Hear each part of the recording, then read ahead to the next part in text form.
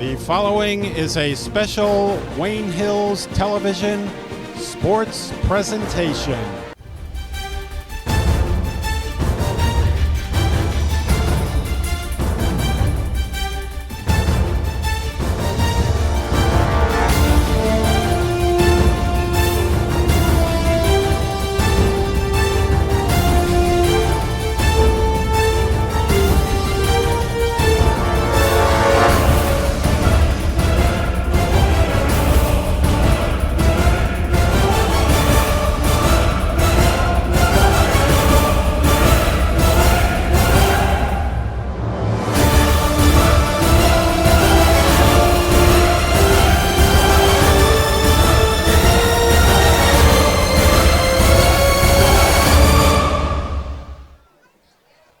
Hello and welcome to Patriot Stadium, where on this cool night we have a battle between the West Milford Highlanders against our Wayne Hills Patriots. I'm Luca Yanuzzi, joined here by Aaron Hook and Isaiah Ahumada, and tonight we've got ourselves a great matchup. But first, let's talk about the Wayne Hills win from last week. Last week we played Fairlawn and took a 42-12 win. It was also senior night. Aaron, what do you have to say about that game? Well, it was a big game last week, Luca, as it was one, as you mentioned, senior night, and two, the home opener for the Patriots, and a 42-12 win over Fairlawn held them scoreless through the first three quarters. The offense and defense was rolling pretty much the entire game, 42 points at halftime. Isaiah, we talked about it a lot over the previous games that we've done this year, and it's just the key to this offense obviously comes from Mike Casasanta, and they did a really good job last week of getting him, in a comfortable situation early on where he found Brunetti for that first touchdown, and then, just a few plays later on their next drive, Christian Pontalillo took it in for a score up the left sideline. So they did a really good job, picking apart the Wayne Hills defense, and the Fairlawn defense, and as well as on the defensive side of the ball, and they've been dominant this year. They are second in their division, the Freedom Red division, behind Valley in points allowed per game. They allow just about 12 points a game. So this Wayne Hills defense also did a great job again, standing their ground at home, and now a big game against West Milford here as they try to improve to a winning record for the first time this season. I agree, Aaron. Defense has played tremendously. I don't know what to say. It's just when you really need them, they come up. They make the big plays. I'm pretty sure they got two fumbles last year against Fairlawn, and they play tremendously. A lot of people up front, Nick Lucarello, big part, Jack Woodard. There's many other people in that defense that help a lot, but I think those are big pieces. And for this offense, we saw Mike Casasanta get a touchdown early. That's what he needs to do tonight. Short passes like last week. I think that's his best part of his passing game. Short passing over the middle. We saw that against Otapan when he passed to Steve Maston, and he got those big drives going. And last week when he threw those screen passes, and these wide receivers have to come into this game too. We saw Christian Pontalillo made an amazing catch last week in the end zone, and he's done it countless of times. And we're ready to see what this offense does tonight. And this running game, good last week. Dan Gerard, two touchdowns last week. And let's hope he continues this streak tonight. And 0-1 at home. 1-0 at home. Pardon me. 1-0 at home. So let's hope this Wayne Hills team continues that pace. Yeah, Wayne Hills in that last game coming up with exactly what we needed. Pretty much a clutch team, just always doing what they need to do and just to get it done. But big win brought them to 2-2. Also a win last week from West Milford. Got a win last week against Lakeland at home, won 33-27 in overtime. Aaron, what do you have to say about that game? Well, Luca, as you mentioned, West Milford evened up their record at 2-2. They hosted Lakeland last week. A game that went into overtime, and they won it 33-27 in front of their home fans. And a little bit of a preview of what they're going to do this week on offense as their quarterback, Dylan Connors, number 14, 3 rushing touchdowns, over 130 yards on the ground. He's just a guy who they use, kind of in a similar way to Casasanta. He had a really electric game last week, so he's going to be a guy to watch out. He's going to be a guy to watch out for if you're the Patriots, who have done a really good job stopping the run game this season. And then their running back, Joe Palmentieri, with 23 carries, 154 yards, and a touchdown as well on the ground. So this West Milford offense is a offense that really likes to use their legs a lot. We've seen it with Wayne Hills. They can use their legs as they have a combination of guys out of the backfield as well as Casasanta, who get it done on the ground. And it's going to be important. It's going to be a big key tonight for this Wayne Hills defense, like I said, who have done a great job all season at stopping the run attack to stop a very high-powered one that West Milford brings to the table. Yeah, Fair Lawn last week, very heavy on running. West Milford also a very highly geared running team as well. So now that we've looked back at last week, let's take a look forward to the upcoming Wayne Hills games.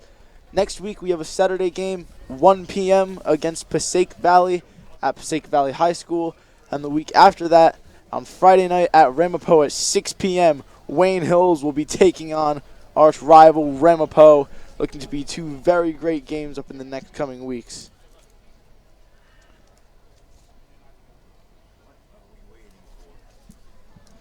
And some great stuff for Wayne Hills so far. So what are some key things to look out for this Wayne Hills team? Well, Luca, just again, the defense has done a really good job this year. 48 points allowed in 4 games, and an interesting stat: 16 points allowed through 4 first halves this year. Average that out. They allow about 4 points a first half. So their defense does a really good job of shutting down the offense. They held Old Japan, who's been their toughest opponent so far, to just 10 in the first half. But weren't able to get anything going offensively and fell short 17-7. So, guys, I think the big key is, again, for Wayne Hills to have a good defensive performance, especially in the first half where they've excelled this year. And if they can do it again against a high-powered West Milford offense, I think they're going to have a really good chance to walk away with their 3rd win of the season tonight. Yeah, Aaron. This team just has to get going tonight. They have to get passing with Mike Casasanta early. That's the main key for tonight. They need to get quick first downs with Mike Casasanta, throw it over the middle, just do what he's good at, what he's best at. And for this defense, just play like you've been playing the whole season. Right. Just I don't know what to say with this defense. They play really hard. They don't give up. They come up when you need to, and they contribute big turnovers, interceptions, fumbles, all of that. And we've seen in the last couple games, and let's hope they continue the streak of playing very well.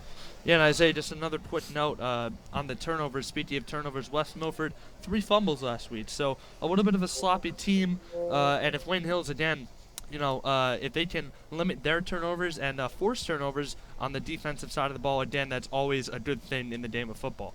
Yeah, Wayne Hills, definitely always a great team, always showing up when they need to. But in this team, there are always those standout players for each game. Who do you think are going to be some key players in this game? So, Christian Pontalillo had 2 receiving touchdowns, including another, spectacular play in the back of the end zone. Over his back shoulder, a diving catch. I think he's been, dare I say it, I think he's been the best receiver out of him, Masson, and Brunetti. They've all done a fantastic job this year. But Pontalillo's just been a guy who's been able to make big plays, get big gains, yards after the catch. He's been a guy who's been their biggest threat down near the end zone. And Isaiah, when we talked about getting Casasanta comfortable, that definitely applies near the red zone. And if you're going to get him in that position, inside the 20-yard line, you're going to need a safety target to go to, a guy who you can really rely on to make plays down there. And I think Christian Pontalillo is the guy who gets it done for them. And I think he's going to have to do it again tonight. My key player, for the last couple of weeks, I've gone to the offense. Now I'm switching to the defense. Nick Lucarello, we've seen some tremendous plays by him. Sacking the quarterback, getting to the running back. He's played very well. So I'm going to defense this time because, last week the Fairlawn offense ran the ball most of the game. I think they only had 1 passing play. And Nick Lucarello didn't really get a chance to, do what he does best, sacking the quarterback, getting after the quarterback. And for him tonight, I think that is a major thing for him to do and checklist, and let's see what this defense can do. Yeah, and Isaiah, you mentioned Lucarello, and just this Wayne Hills pass rush in general has been, a really good compliment to their secondary. Their secondary is, played big. I mean, when they won against Old Japan, Jade Pitinich, he was beating them on coverages all night, down the field. But, you have small, guys who aren't exactly, physical beasts like Brunetti and Imperato back there, but they do play with a lot of toughness and heart. And, to complement that secondary that's been so great is their fantastic pass rush. Lucarello, Odatala, Grosjean last week who recovered a fumble. These guys just play tough, and when you have 2 or 3 captains up there like you do in Lucarello and Woodard, they're gonna make big plays. These guys are seniors. They've been in the program for 4 years, and they've come and gone. They've been there, done that, and in a big stage, Coach Demikoff and the rest of the coaching staff relies on them to make big plays, and they have so far this season, like you said. I'd throw it back for my key player, back to the offense. I got to throw it to, even though he didn't get an offensive drive last week, because of senior night, we got to see some great plays from Daniel Gerard, Anthony Montano, and 2 touchdowns from Michael Petrocelli. I'd say it's Noah Abita. Noah Abita's been doing great so far. In his games prior, gone for 107 rushing yards, gotten some touchdowns, just been playing great, putting out a lot of fight. And I actually got a chance to interview Noah, so let's throw it to that.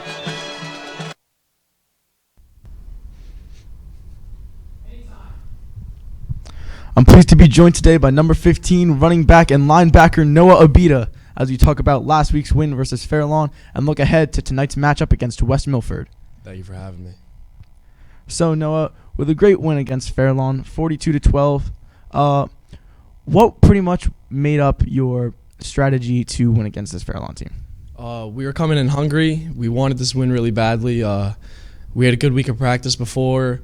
We really needed to get our offense going, and we needed to make some good stops on defense, and I think we did that. Yeah, definitely some improvements in this Fairlawn game compared to the Old Japan game the week before that. How would you say your offense definitely improved from this game? We really got the passing game going. It wasn't really working for us that much in Old Japan. I think we really improved on that, and for the running game, there was a lot of holes that were open this game. We just ran the ball hard, and we were hungry for that win. Yeah, and it was senior night, so the offense was looking a bit different, but still managed to pull through and pull out a great win. Yeah. And defense also very senior-oriented, but the big lead came in fast, and some secondary guys were brought in. Now that defense is looking back to about normal. Who would you say would be some big guys out there looking to make some key plays tonight? It really starts up front. We have some good seniors up there and one junior as well. They really help us out by making some of the tackles and putting pressure on the QB. And then for the secondary, it's just we're trying to make the tackles, not trying to let them get that first down.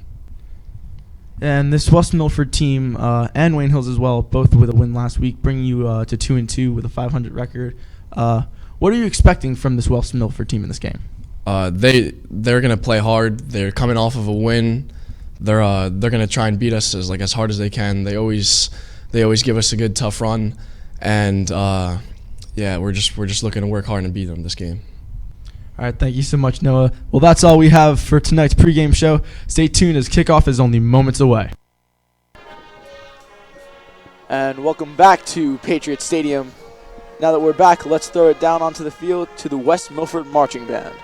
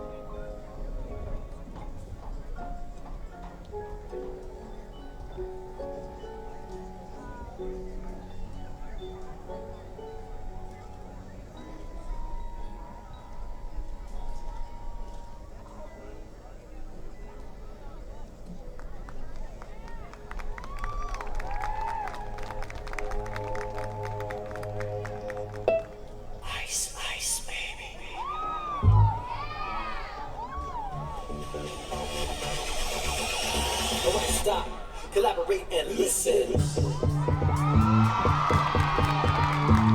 Nice, nice, baby.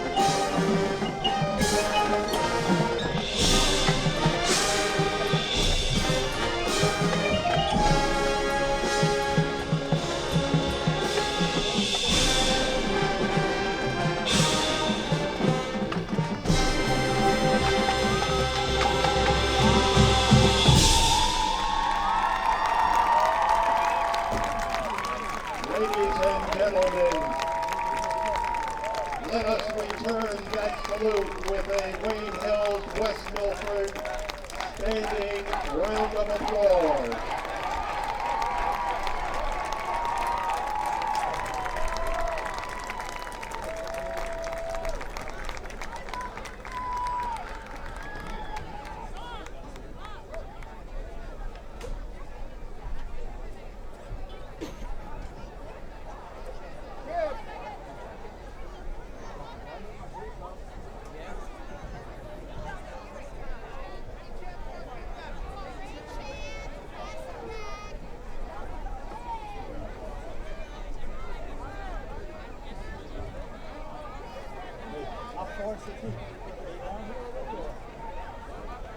No, they're right here.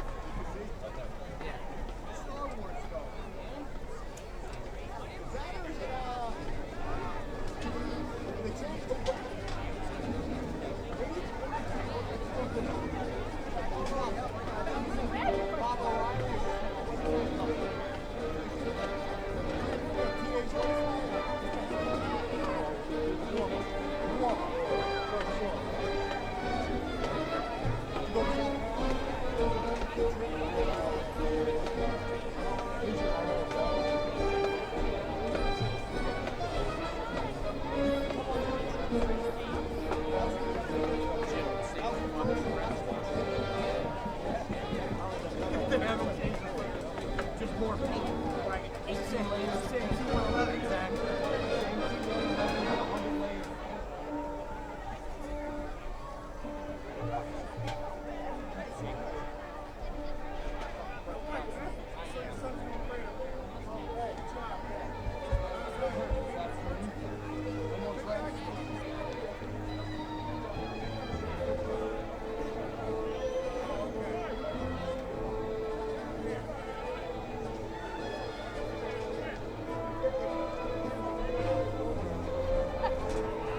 Ladies and gentlemen, let us welcome the West Milford Highlander team.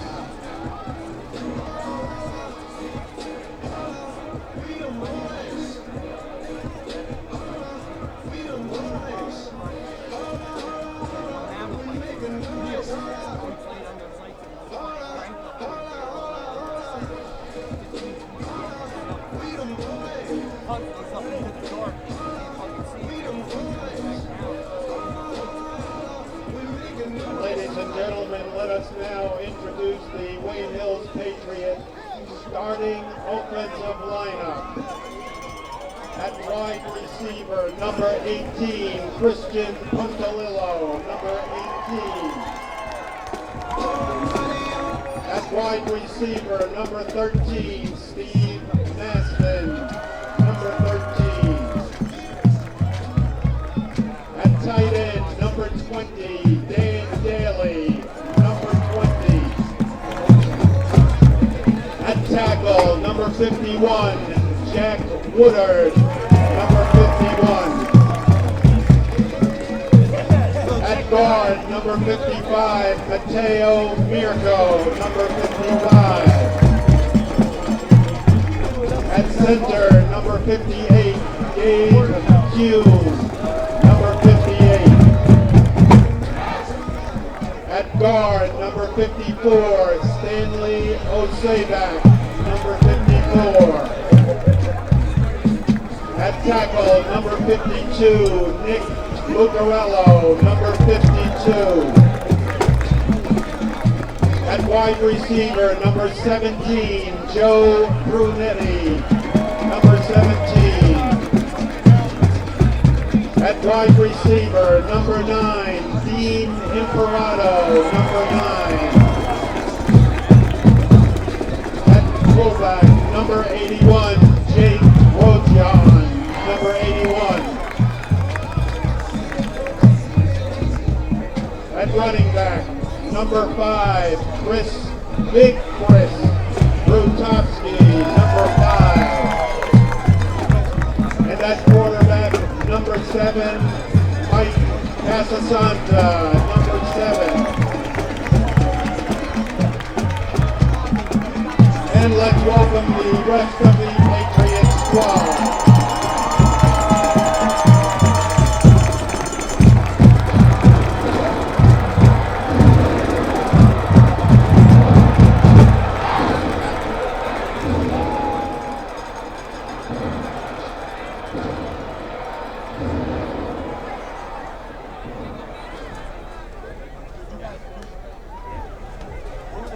Ladies and gentlemen, we ask that you now please rise.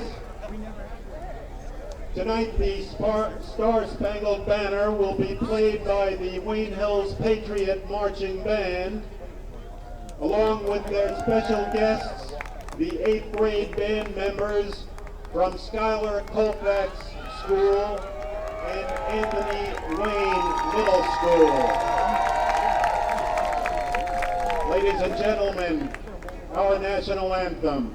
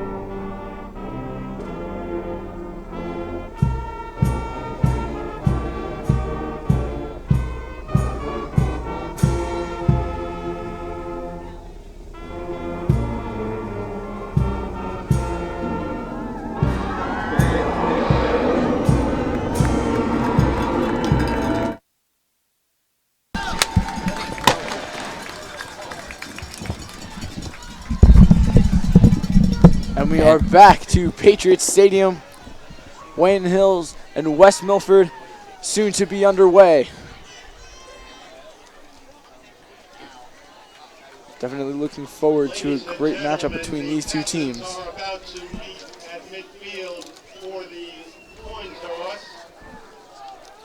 October is World Down Syndrome So Awareness let's talk Month, about and Wayne Hills last week, football Wayne Hills has against invited West a Milford. special guest and Some honorary captain for tonight's some of the game tendencies of in Zach Fairlawn Galasso. were in the run game. Same with West Milford as well. What would be expected of this West Milford team in this Wayne Hills game? So, Luca, you mentioned, the run-heavy offense that Fairlawn ran, and, with Tabiawu under center, at quarterback taking snaps, Jalen Corcoran, who actually ended up having a pretty good game for himself for Fairlawn, 2 touchdowns.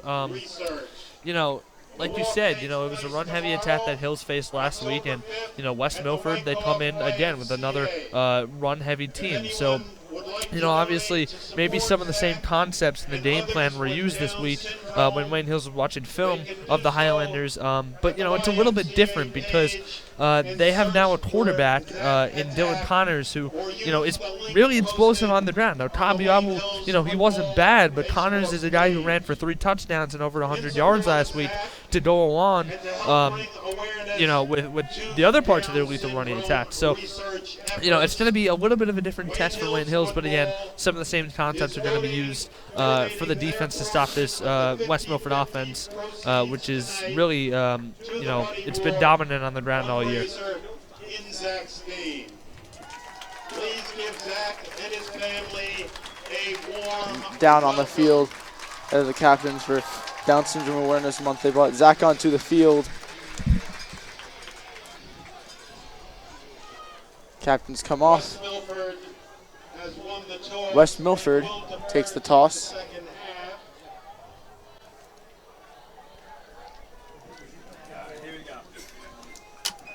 West Milford with their run game, like you said. Running back Joe Palmentieri. It's an incredible game last game. Had 23 runs, 154 yards, and he also had a touchdown last game.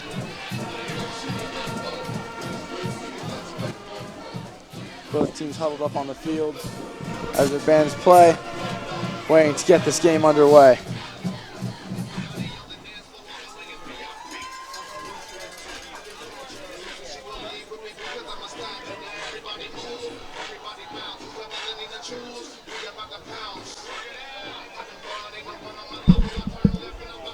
And Luca, a little bit of a first here to begin the game. For the first time that I can remember this year, Wayne Hills will receive the opening kickoff. We know John Testa took it back over 60 yards to begin the game against Valley a couple weeks ago, so a first here to begin the game for Hills. And the kick with Matson deep back. Ball ends up being picked up around the 30. And this Wayne Hills offense ready to take the field. For the Patriots, the ball will be spotted 15-yard line, 1st and 10.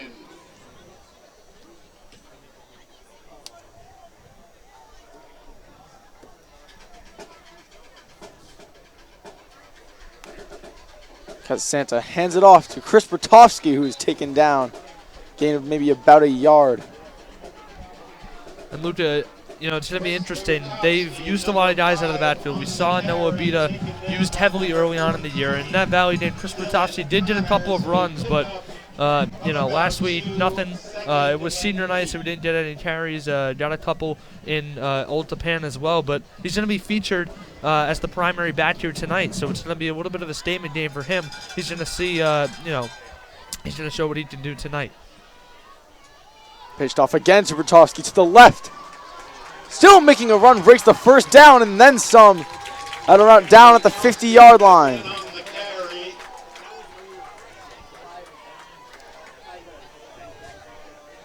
Bertovsky, a smaller guy, but that power move at the end, running over the West Milford defender, and you know he's a short guy with a lot of power,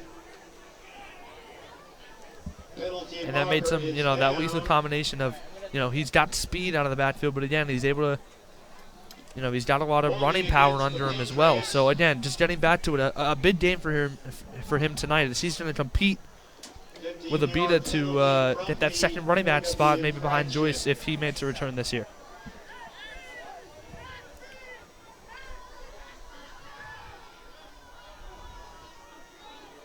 Casasenta looking off 4 receivers wide. Bertovsky still in the backfield.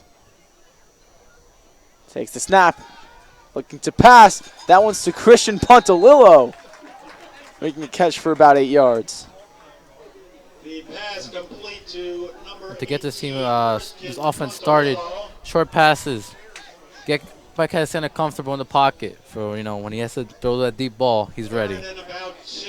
And we see, Isaiah, that Casasenta thrives in the short game with guys like Pontalillo, Maston, and Brunetti, guys who all made plays, you know, in the flat and over the middle. So, you know, his receivers are guys who cater to his style of play, and that's why he was successful last game against Fairlawn. Taking the snap. Casasenta looking to run it for himself. And it's finally ripped down. Might have broke the first down there. And he does, moving the chains, first down. Ryan Drazak there with the tackle for West Milford Senior this year. Ladies and gentlemen, again, special thanks to our platinum sponsors, Wolf Chiropractic, a family chiropractic office dedicated to keeping you happy and healthy. Located to Bertovsky in the backfield, makes a run, fakes it. Faking out wide, running is Casasenta.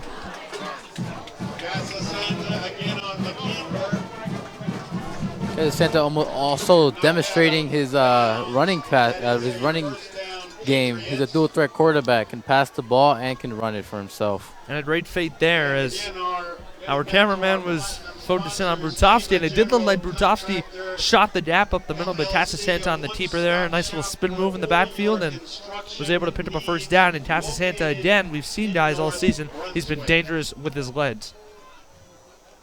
Casasenta again taking it for himself. There's a gain of about 5.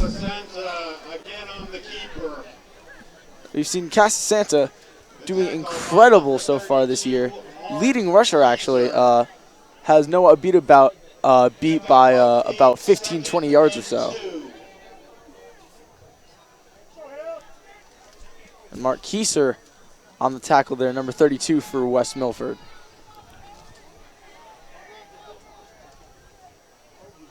Hands it off to Bertovsky. Bertovsky breaks through the hole and gets the first down. And Bertovsky's been impressive early on, guys. A nice little cutback move, securing the ball and picking up another first down. And just another element in this Hills backfield that they're going to need to be really productive. And he has been so far tonight. And that's really what has made Hills such a good running team this year, is that Casasenta, you know, we say it a million times, the guy is prolific with his legs, and when you have a backfield that's productive using multiple guys, your run attack is going to put up production, and they have. Takes a snap, gives it to Bertovsky, gain of about 5 on the play.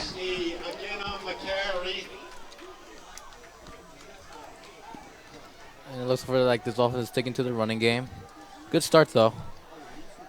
Yeah, Isaiah, it has been a good start, and give all the credit in the world to Brutovsky, but again, his offensive line's doing an excellent job up front blocking for him and creating holes, which again we've said is a key for this Wayne Hills offense. Takes a snap, dropping back, makes a pass, and it is picked off. Out on the run. And Jack Woodard finally pushes him out of bounds. That is number 14, Dylan Connors, the quarterback. And I think that's Mike Edison's like 5th or 6th pick, and not a good start.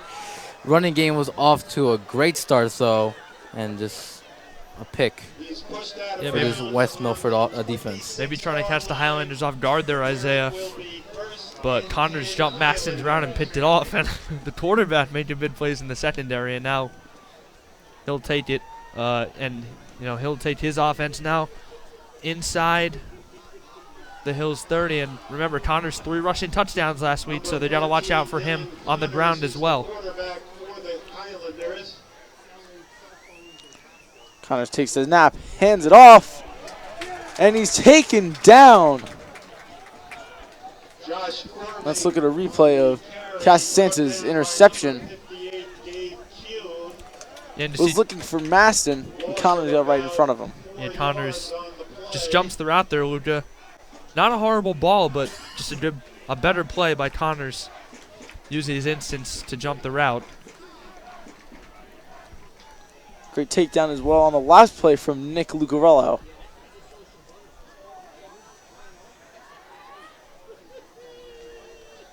Minute back, Connors takes it for himself. Looking to pass, and it's complete. Connors' pass is complete. And that's number 2, Jordan Araujo. Knocked out of bounds on about the 16-yard line. And West Milford with an interesting offensive set. They've shown it multiple times so far. They have Josh Corvin in the backfield, as well as their featured back, Joe Palmentieri, who we mentioned had a touchdown, 154 yards, and was featured a lot last week against Lakeland, 23 attempts on the ground. In motion, and the motion leads to a jump from a receiver, and there's a flag on West Milford that's going to push them back. Yeah, jumping up pretty bad there. Full start against the Highlanders. 5-yard penalty, 1st and 15. Looked like it was Ashley who line. jumped the gun there, and Hills gets a little bit of a break. I just saw some motion in the back, and I guess thought the play started, decided to jump the gun. Movement again, no jump this time. Connors takes it for himself. Tries to break through, but is taken down by Lucarello. My guy for tonight, Luke Lucarello, already getting to a good start. Great effort. Hope that he keeps this going. This defense really needs his head to get a turnover and, give the offense the ball again.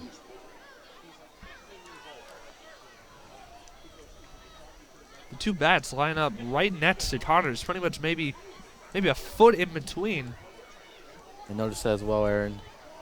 Connors takes a snap.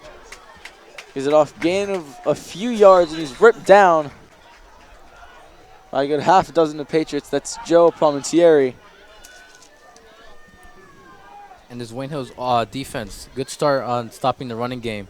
Creating a brick wall in front of the line and, pushing him back a bit. And now 3rd down. Yeah, as a 3rd down and long. West Milford could opt to go in multiple directions here. We've seen, Connors already take the ball a couple times. They've used both bats, but maybe take the shot at the end zone here. Maybe Hills is a little bit rattled. They had the ball nearing the West Milford 30-yard line, and then a turnover for them. So maybe try to, punch them in the mouth while they're already down here. Take the shot at the end zone, and you score, go up 6-0 early. That'll be huge. So let's see what they do here. Both backs line up. Connor takes the snap, takes the run for himself, breaks through, and is ripped down.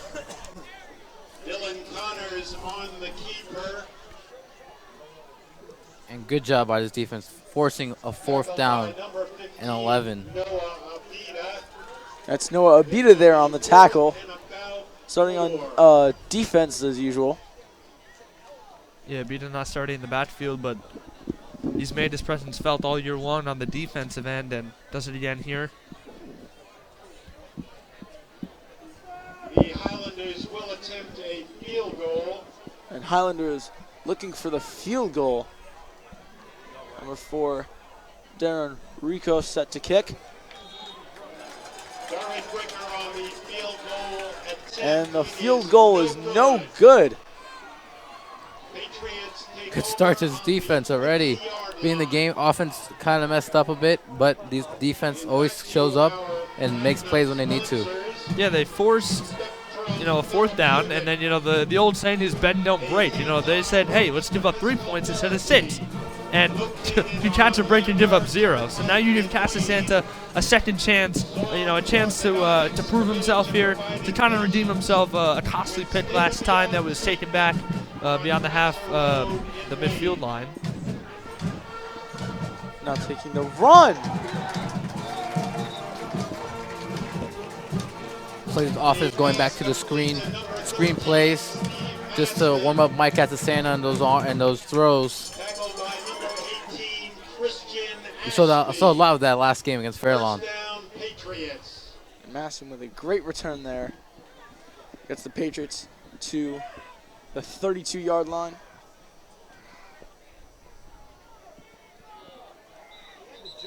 And they did get Milford to jump the gun there. Flag prior to the snap. Like it was number 61, Philip Defense, a Stringer. 5-yard penalty. Good job by Casasanta.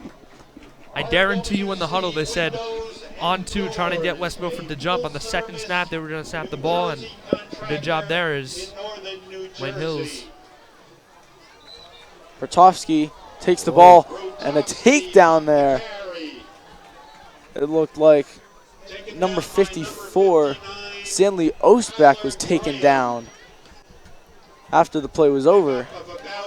It's a questionable decision by that West Milford defender. Luckily, he was not called for a penalty. Casasanta gives it to Bertovsky. Bertovsky's still going. He's still going to the 30, the 20, to the 10, and he's ripped down, pushed out of bounds. The running It's game. number 13, Brandon Cerrone on the tackle. The running game is clicking tonight. We just saw it from that big play right there. Wow, what a run! Yeah, and Casasanta, he's picked up a couple of big runs, and now Bertovsky breaks a huge one, and Hills, caught a break on defense with a missed field goal, and now a chance to go up early. And like we said, Isaiah, getting Casasanta comfortable here. Let's see if one of his receivers can make a big play near the red zone.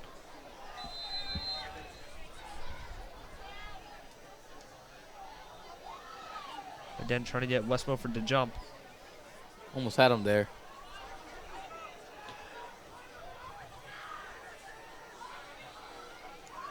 As Santa waiting for the snap, gives it to Bertovsky. Bertovsky still breaks through, and he touched the pylon. It's a touchdown for Wayne Hills.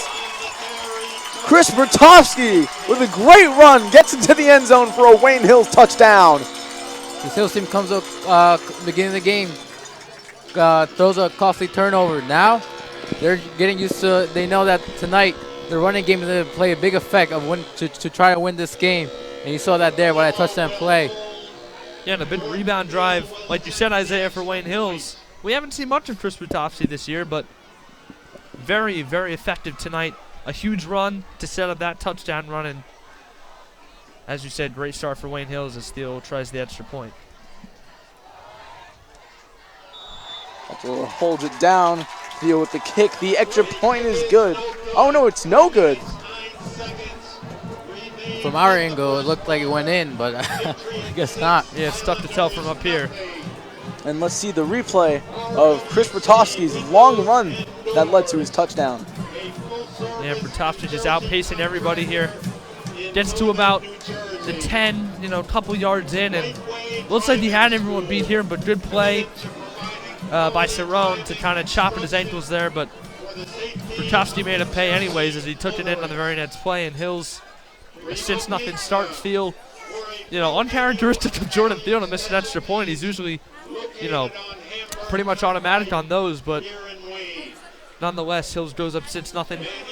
Big rebound drive after the interception on their first, and a feel-good start for Chris Brutowski and this Wayne Hills offense, and let's see if they can hold West Milford to another scoreless drive. That is Jordan Thiel's first missed extra point this season. Last season, he hadn't missed a single one until the second half of the season. I believe it was against Ramapo. He missed a field goal, and that was his first missed kick. Yeah, and like I said, he's almost automatic. And if correct me if I'm wrong, Luca, he was a second-team All-County kicker, I believe, or it might have been first team. But yeah, he's an extremely talented kicker. So, uncharacteristic there, but you'll live with it as the kid makes about 95% of his kicks, so he's bound to miss one once in a while. I mean, sometimes the best can't make them all. We clearly saw it there, but, hopefully he can make those field goals later on in the game. Yeah, you make a few mistakes. It happens to the best of us, but, again, an incredible kicker, as you said, second-team All-County kicker. Set to take the kickoff now. Two players deep in the back for West Milford.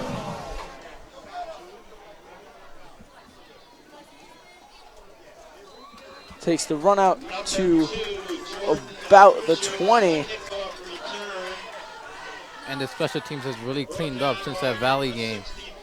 Kicking far punts and just make sure to get their return man. Good job by the special team. First and 10 Highlanders on the 19-yard line. The Highlanders at their 19. The defense is out. Let's hope this defense is another big stop. And now Connor's getting Corvin out of the backfield. He's just got Palmentieri to his left.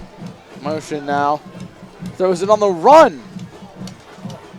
And he's pushed out of bounds by Joe Brunetti. That's number 2, Joe Araujo.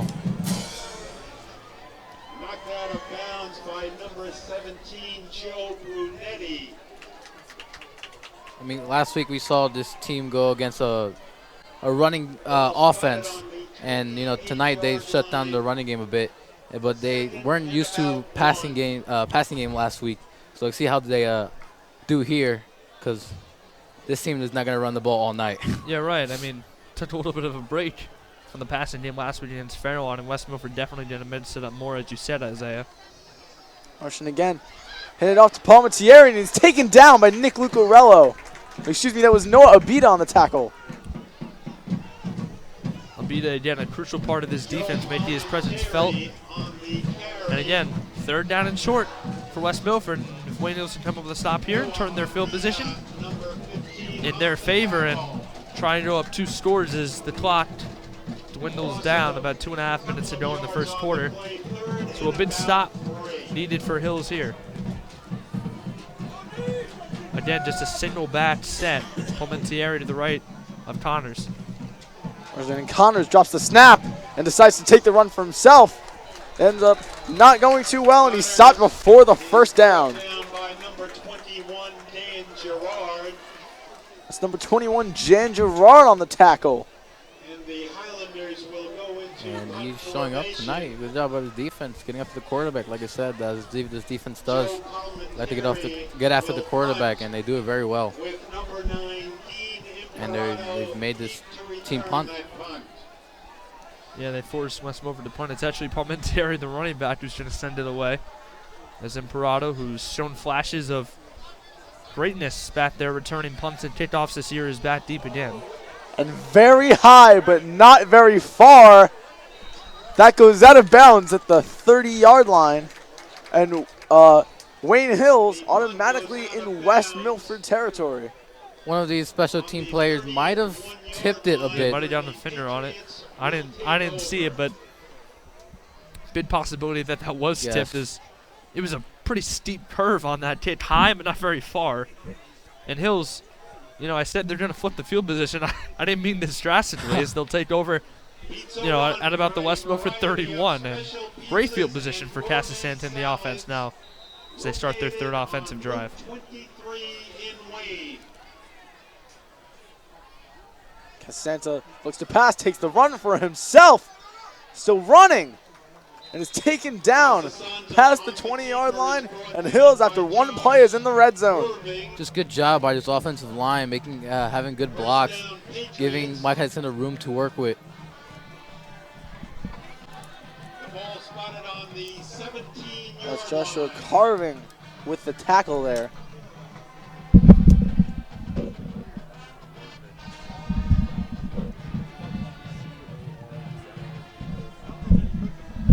Casanta looks to pass to Chris Bertowski, and bit over his head. Chris Bertowski cannot make the catch. Cassis should have made that pass nice, quick, and easy. But, you know, sometimes you just can't get them all. Yeah, and all the time in the world there, just rushed it a little bit. Just got to stay calm and make great decisions. And when you got that time, you got to use it properly. Takes the snap. Hands off to Bertowski. Taken down and gains maybe 2-3 yards. And now the first quarter coming to an end. Just about 40 seconds left on the clock.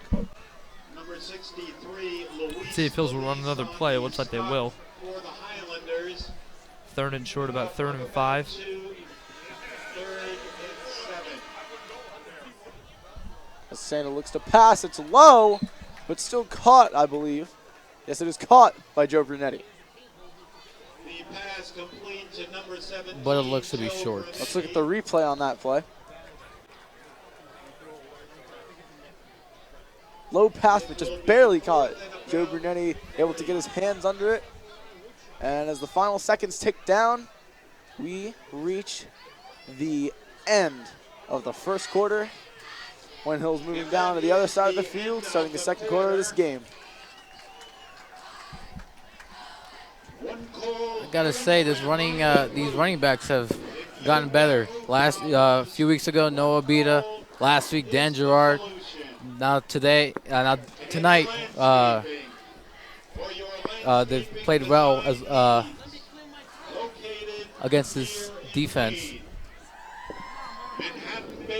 Yeah, Isaiah, you know, you mentioned that, and we're going to talk about it all year, especially as we get closer, you know, to November in the playoffs.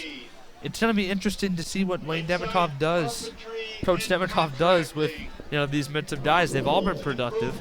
We saw Gerard last week. Who knows how many touches he'll get, as in the touches he got last week, he was very productive, 2 scores. Bertowski's already been productive today, and we've seen what Noah Abita can do in the first 2 weeks. So, you know, with a big hole left at running back at the start of the season with Mike Joyce out, you know, a lot of guys have stepped up, and as Hills prepares for the playoffs, it's going to be interesting. It's going to be interesting to see, you know, the share of carries that each one of these guys gets. But again, they've all been extremely productive on the ground. So it's almost like a good problem to have. You don't know who you're going to use most, who you're not going to use, but always a good problem to have when you have 3 running backs who have put up stellar production so far. 4th and 2. Hills going for it. Pass to Stephen Masson is incomplete. And West Milford will be taking over. And it looked like Mike Hudson was a little bit uncomfortable there. A pass he should have gotten to his wide receiver, but unfortunately did not.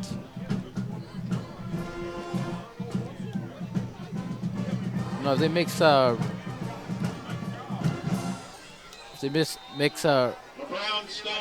Bertowski and Dan Gerard and Noah Bita, I actually like this running back combination. And here, guys, again, it's another drive where West Milford starts inside their own 10, just at about the 10, and Hills again looking to pin them and flip the field position so they can take over, you know, on their side of the field. Cotton's calling for motion. Takes it, hands it off. That's number 1, Joshua Corving. taken down after about a 5-yard gain. This defense prepared well for the running game. Help, thanks to last week, whole game we're running the ball for Fairlawn. They're kind of used to it now. Yeah, we've seen the dynamic changes here for West Milford. The net. Curvin taking snaps. Connors has dropped back a couple times and taking it himself, but again, not a lot of passing here from the Highlanders. Looking to run his Connors. Now he's looking to pass. Takes it down long and it is caught. Chris Coyle ripped down to the ground by Christian Pontalillo. Incredible catch there by Coyle. The pass is complete to number 9, Christopher Coyle. Yeah, and Coyle last week, guys, against Lakeland had himself a good game. 3 catches, 50 yards, and a touchdown. That is a first down, Highlanders. And now the script is flipped a little bit, as now West Milford gets a big play and they're inside Wayne Hills territory, and the defense is gonna have to respond. We haven't seen a play like that since the Old Japan game. Yeah, Pitkinich, seeing him up all game. Movement again. Handed off to Corving. Corving still breaks through for a gain of about 5. And guys, just another difference between, West Milford and Fairlawn. Obviously, the mid pass there is something that Fairlawn never did, but just the more creativeness in this Highlanders offense. The different looks they give you, the different guys who can take it themselves, can take it on the ground. It's much more to be prepared for on this Wayne Hills side, as opposed to Fairlawn last week when it was basically just the same 2 guys running up the middle. So West Milford runs a little bit more of a creative offense. That's handed off. And he's taken down. No, he's still standing. Christian Pontalillo and Nick Lucarello take down Corving for a loss of yards. And Pontalillo had to take him down by the bottom of his jersey there, as Kerman just would not go down. Let's look at the replay of that tackle there. And you see Kerman stiff-arming a couple of guys, including Pontalillo, threw him on the ground, but hung onto the bottom of his jersey and was able to finally bring him down.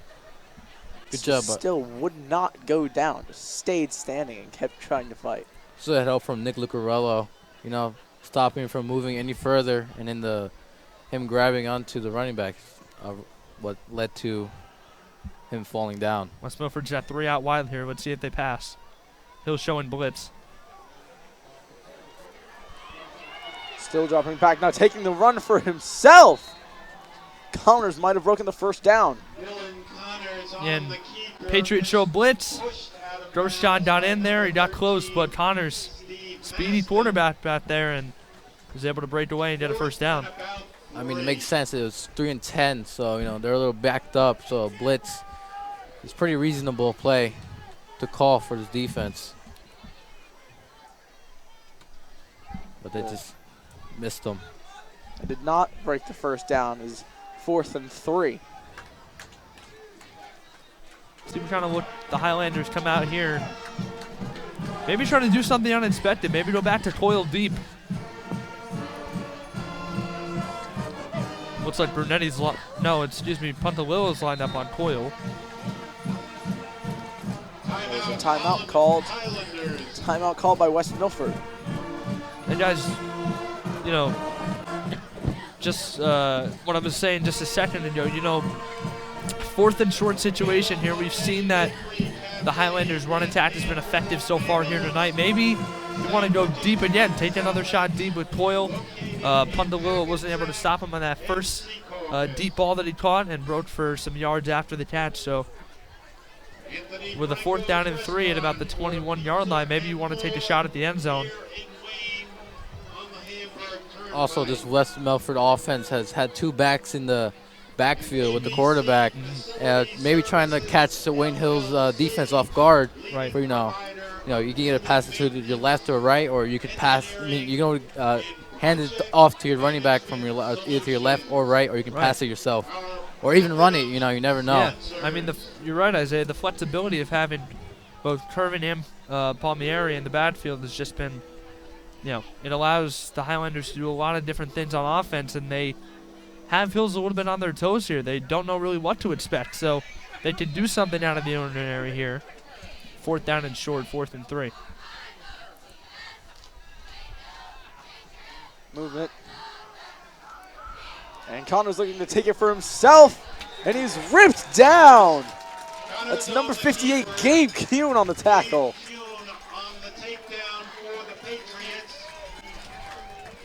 Let's get a replay of that tackle there.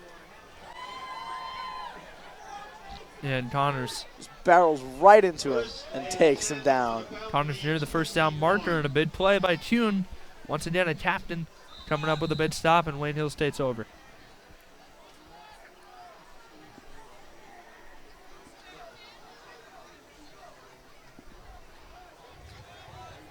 Trying to get Milford to jump again, and move the chains that forward. With West Milford showing rush, Dan Daly's going to shift over to the right here and become another blocker in the backfield if Casasanta needs time. Casasanta running for himself, and he's tripped up. Looks like that was number 1 Corvin on the tackle. Loss of about 2 yards on the play.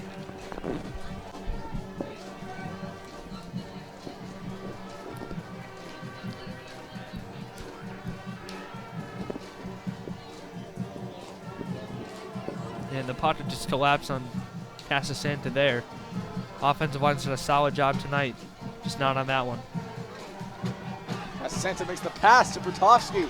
Bertovsky's still going, and he's able to break the 1st down. And a huge block by Mateo Murto there on the screen, if you caught it. As Bertovsky caught the pass, he had Murto about 4 to 5 yards in front of him, had a defender coming towards him, and Murto with a big pancake block to open up a hole. And Bertovsky does the rest, as he's having a very, very good night early on. Gotta say, this offensive line has improved a lot. Getting good blocks, protecting the quarterback, and, on the run, protecting. Oh. The snap is dropped from the relay from Casasanta to Bertovsky. Casasanta visibly upset with himself. Definitely upset, but I think Bertovsky might have fallen on that ball. And no, it appears he didn't. West Milford recovers the fumble. Man, that's something you don't want to see. Looks like the initial exchange between Casasanta and Bertovsky was the culprit, as Casasanta seemed like he caught the ball kind of clean and just wasn't able to totally corral it. And again, a second costly turnover by Casasanta in this offense, and Milford hasn't been able to capitalize off him, but let's see if they can do it here, taking over just beyond the Wayne Hills 30-yard line. And now West Milford has a good field position. And one back in the backfield. Connors takes the snap, was looking to run for himself. Now goes the other way, makes the pass, still going, and is taken down by Dan the Man Daly.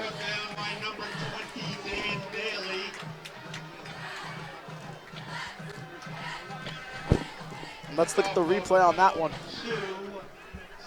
You guys, you see Connors running to his left initially, kind of flushed out of the pocket. He tries to pull off a little bit of a Russell Wilson here, changing fields, but Daly having none of it. Wrapping him to the ground. A big play there to not let anything happen, as we've seen Connors break a couple of decently sized runs on the ground. So again, good job of prevention by the Hills defense. In the back, hands it off. That's Corvin taken down. I mean, Aaron, Connor just hasn't had a break because this defense, there's always a maroon jersey in front of him or to the side of him. He can't really do anything. This defense is really good at pursuing the quarterback, and we see it here, or we saw it in that play.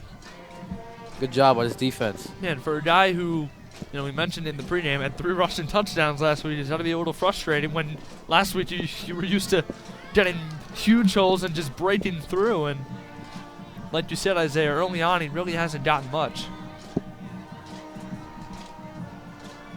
Connors takes the snap, takes the run for himself, gets a little tripped up. Nearly loses the ball, but holds on. And there you go, as a Connors breaking one. It looks like you got a first down as well. Number 13 on the tackle.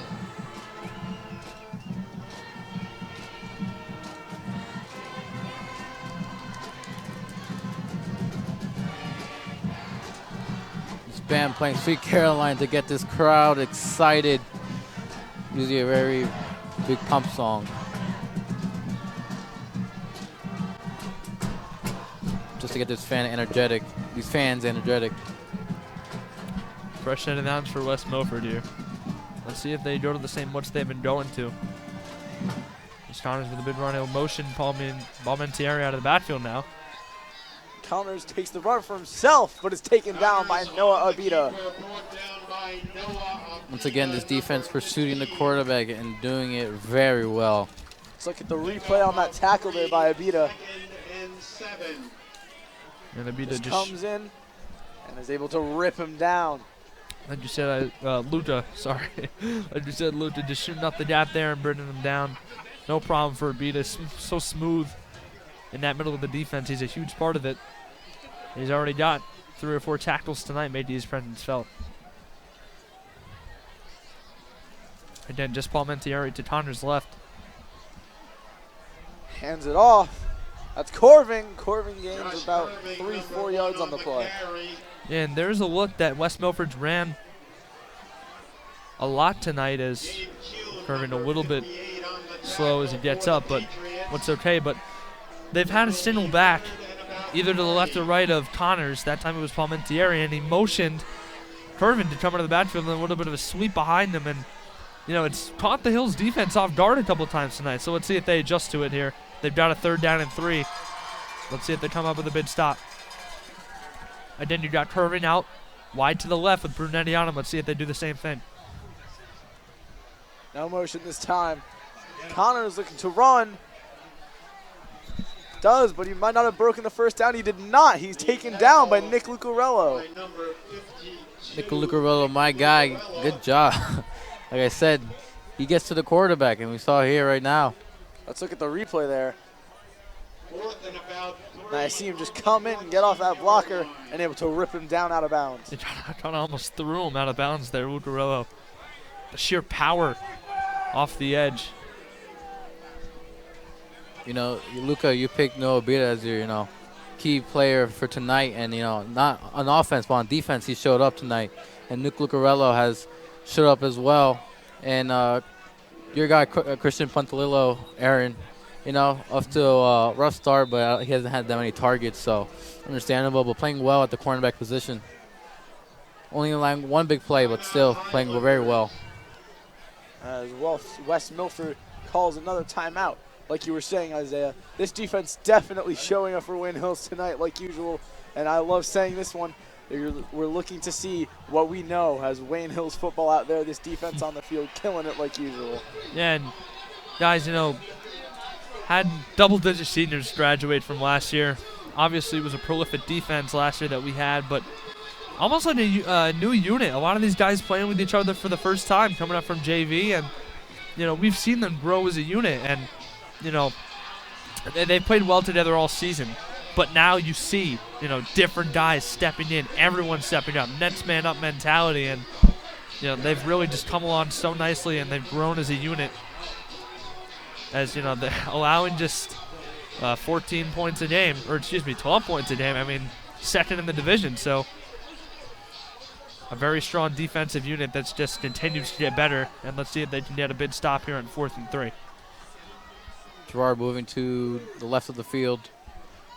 Connors takes a snap, hands off to Corvin. I don't think he made that. And he's taken down. I don't think he made it either. No, he did make it. Let's get a replay on that run there.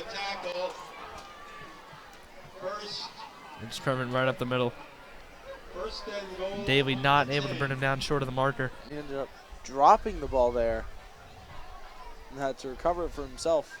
So now 1st down and goal. Let's see if West Milford uses some of those exotic looks to catch Hills off guard here with only 10 yards to go for a score. They've got as you see, he pushes Kerman out of the backfield. Palmentieri to his right. Let's see if they do something creative here. Carving no motion, does not give the handoff, runs it for himself, and is taken down by Lucarello and Dan Gerard. 21, Dan Gerard. Good job by this defense. Linebacker stepping up tonight, getting to the quarterback. That's what we like to see. Yeah, and this linebacker core, Isaiah, maybe the unsung heroes of this defense. You see the pass rush, and, you know, this linebacker core has been doing such a fantastic job with Daly, Abita, and Gerard. Great run stoppers in their own right, so. Yeah, I mean, again, just the unsung heroes maybe of this defense don't get, you know, maybe as much credit as they deserve, but a fantastic group of linebackers there, and you combine that with the pass rush and the run stop up front, these big guys for the Patriots. You've seen why they've been such a prolific defensive unit. Such a great unit. Hand it off. Take it through. About a 2-yard gain there. Joe Palmentieri. That's Joe Palmentieri. Brought down by number 58, Gabe Kuhn. Gabe Kuhn on the tackle there for that play. Timeout Patriots. And the Patriots call a timeout. And Isaiah, similar to Dylan Connors, you know, Palmentieri had a fantastic game last week as well. 23 carries, 154 yards, and a touchdown. But again, another guy that's just not been able to get anything. And again, we've talked about it all night. We'll talk about it throughout the rest of the season.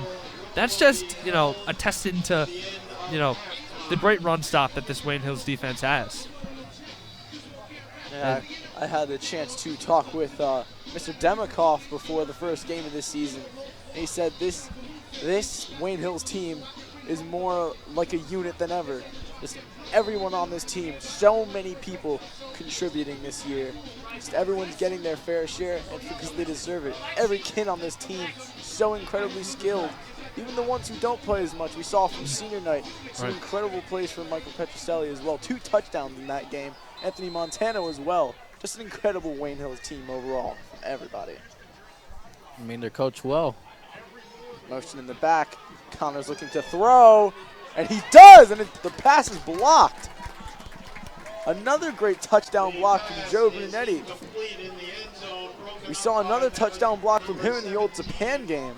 Joe Brunetti. Yeah, and guys, I mean, it's just ridiculous. When you look at this defense, there's not really a hole. Brunetti, a part of a great secondary, and, you know, for the 100th time, we'll talk about their run defense up front and in their linebacker core. And as West Milford going to go forward here, you know, just saying, really no holes in this defense, and that, again, is why they play as such a good unit. 4th and goal, motion in the back. Connor's running, looks to the end zone, and the pass is dropped, but there is a flag. No. It looked like Coyle shoved Brunetti there out of the way. I don't know how they can possibly call that pass interference that they do. Or holding. I don't. See what they have to say. And they do say it is pass interference. From what I saw, guys, I don't know about you. It looks like Coyle was the one who initiated the contact. Yeah, let's take another look at that. Let's look at the replay, because I didn't see it either. Barely got his hand on him, and if anything, he touched the ball. I mean, the refs are going to decide what they're going to decide. Yeah. You can't really argue. I don't know. I mean, I could be wrong, but from what I saw on the monitor, it looked like Coyle was the one who was on a comeback round, and he kind of gave a little shove to Brunetti and initiated the contact. But nonetheless, of course, as like you said, the refs calling it on the Patriots. Now Highlanders take their final timeout for the first half. Again, we usually say the refs see better than us down there than we do up here, but we have the monitor up here now, and I know you didn't see it, and I didn't see it either. I really didn't see much pass interference, and I did see Joe's hand touch him, but it was after he touched the ball. Yeah, and I mean, you could just see Brunetti, you know, upset with the call after the play, and obviously every guy's going to complain to try and sell the call, but I mean, I really do think he has a valid case there. But again, nonetheless, West Milford gets a fresh set of downs, and let's see if Hills can stop him for 4 more plays after the Highlanders catch a little bit of a break. We got Corver as a Coming back on after the timeout. Connor is looking to pass. The pass was blocked. I mean, a call is a call, Aaron, but what was important is that this defense steps up in the end zone. That's what's important. No matter what happens, this defense has to get ready for anything. And they proved it there, stopping a pass play, which looked like it was going into the end zone. Good job by the pass rushers. And we thought they were getting a new set of downs, but that was 4th down for the Highlanders. Yeah, that was my and mistake. The Patriots look to take over. Mike Casasantos takes the pass, dropping back in the end zone. Gets out of there and makes the pass. And out of bounds. That's Dean Imperato on the catch there. Pass complete to Dean Imperato, number 9.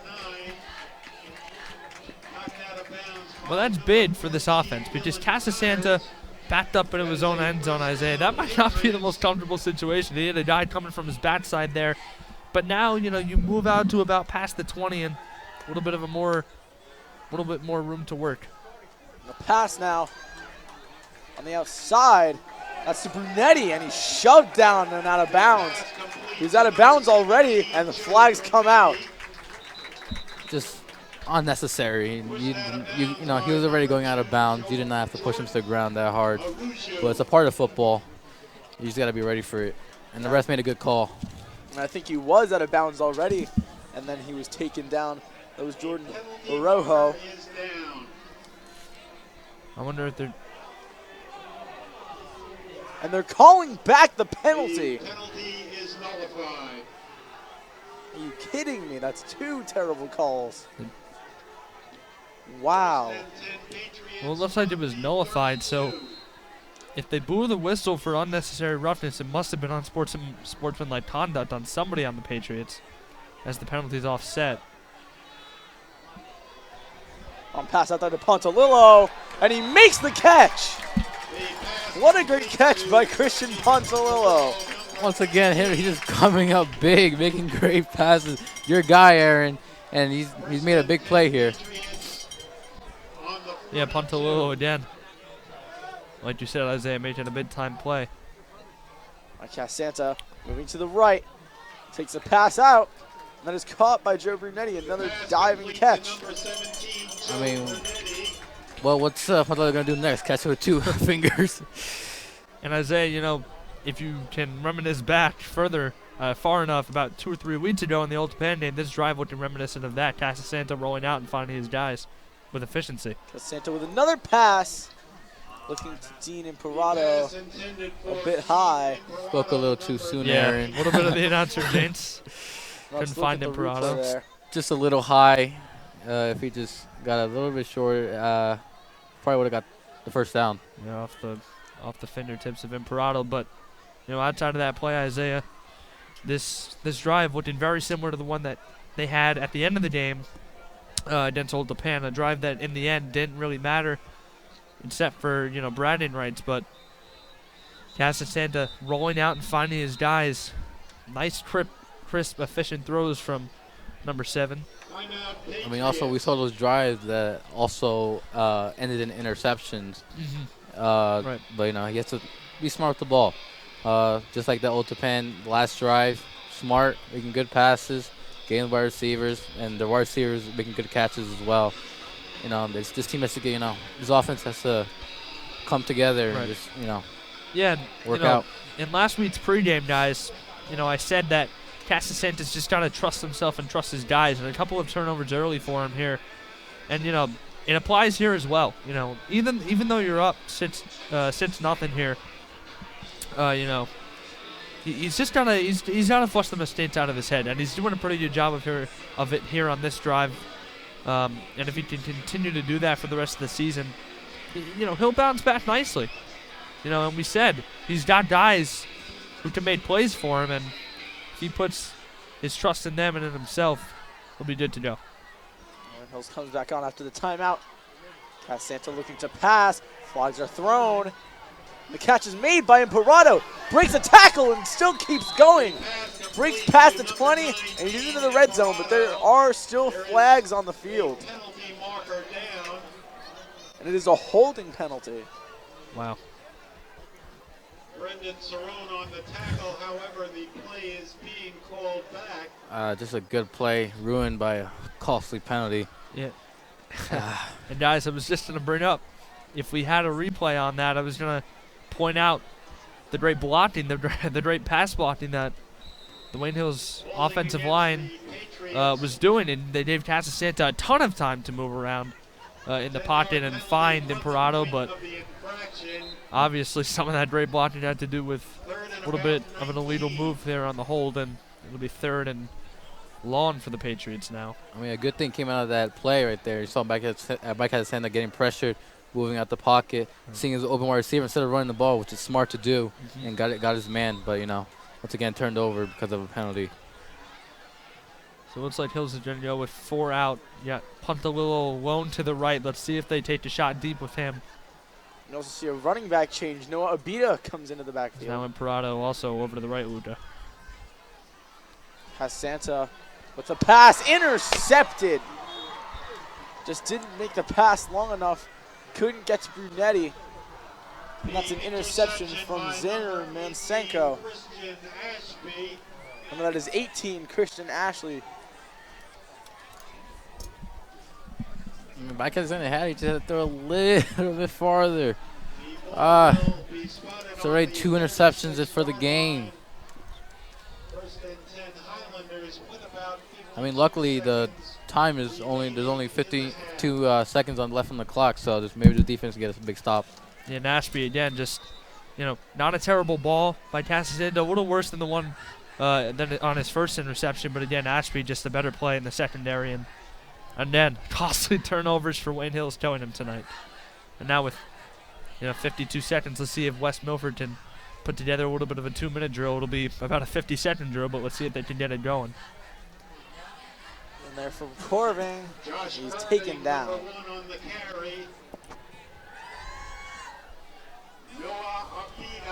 I feel like for this West Milford offense to be able to score, you have to trust the passing game a bit because the running game is not really going anywhere.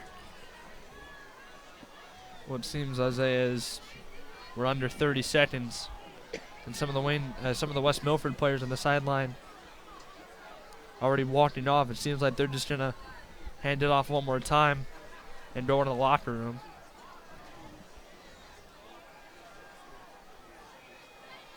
Rushed in the back, takes the snap. Corving trying to make the run, and is taken down. Good call, Aaron.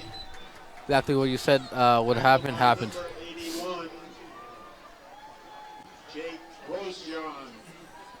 Jake Grosjean there on the tackle. 2.2 seconds left on the clock.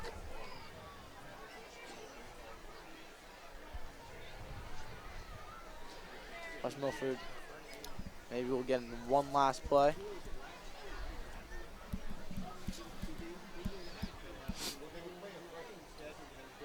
Wayne Hills with that costly turnover there. Just was hoping to go, maybe get a first down, lead to a touchdown, maybe even a field goal, but potentially points before going into the locker room. Yeah, Luca, we talked about it briefly in the pregame. Just limiting the turnovers was a key that we talked about for the Patriots, and 3 already in the first half definitely haven't done that well. And after a penalty now, clock winds down. It is the end of the first half. Wayne Hills 6, West Milford 0. Pretty good game being played so far by both teams. Hills defense battling through, constantly making great plays. Everyone's showing up today. We got Dan Gerard making some great tackles. Noah Abita playing great on defense. Gabe Kuhn making some great stops.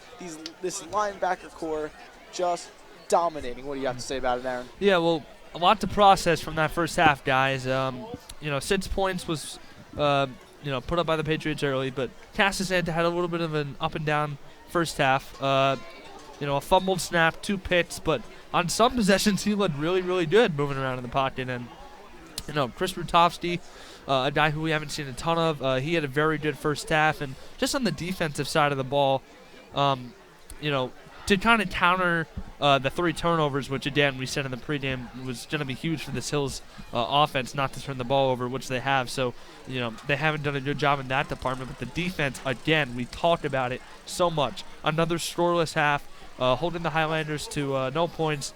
The only big play that I can really remember was Connor's run and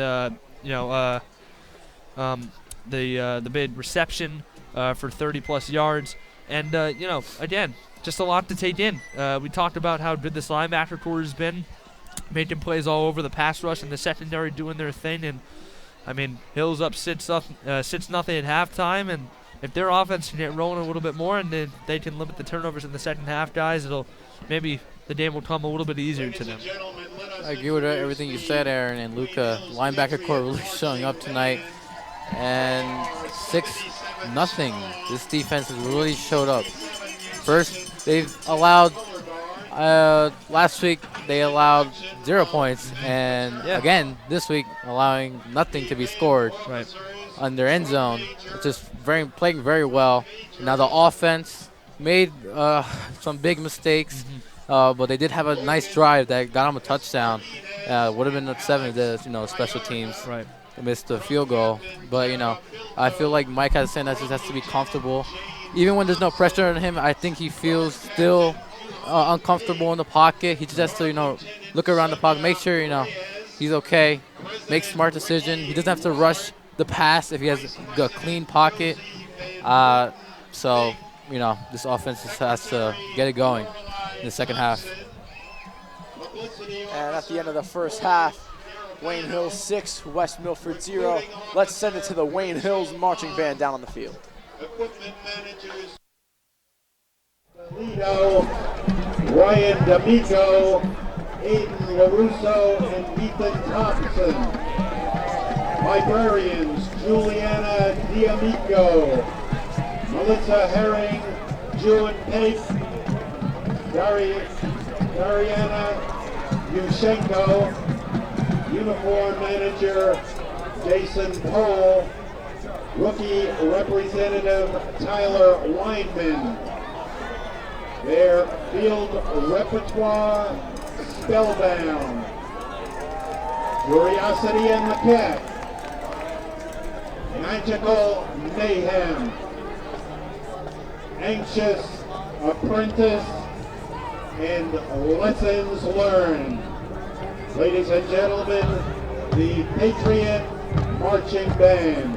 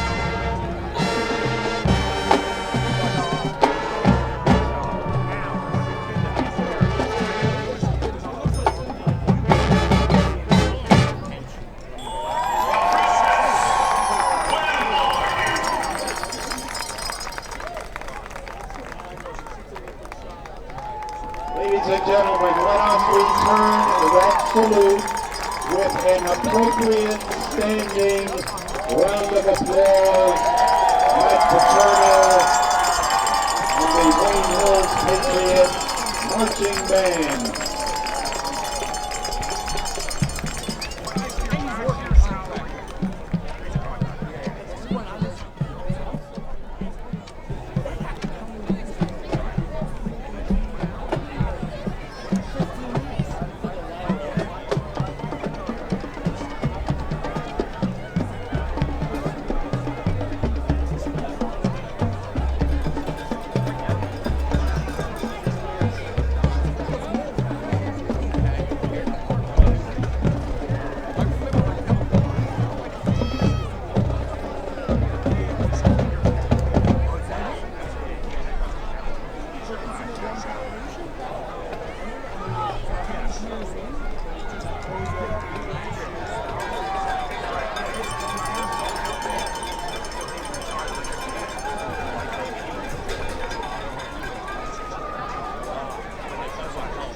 Ladies and gentlemen, let us now welcome the Wayne Hills Patriot cheerleaders for a halftime performance.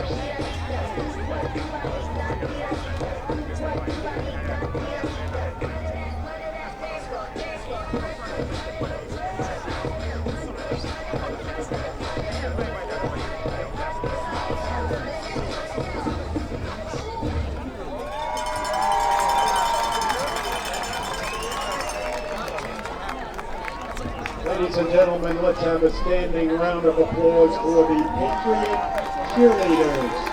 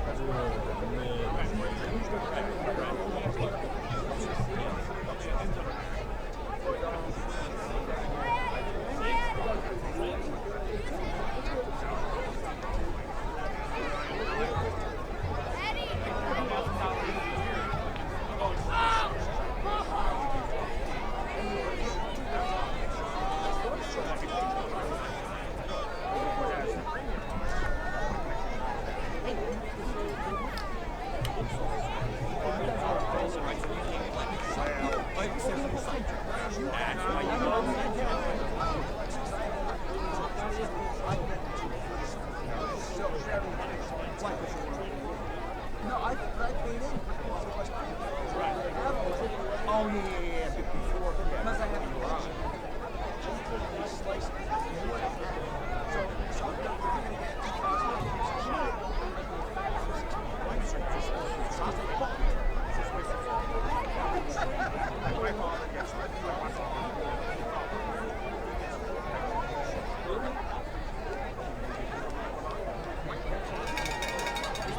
Probably make it 32 just on his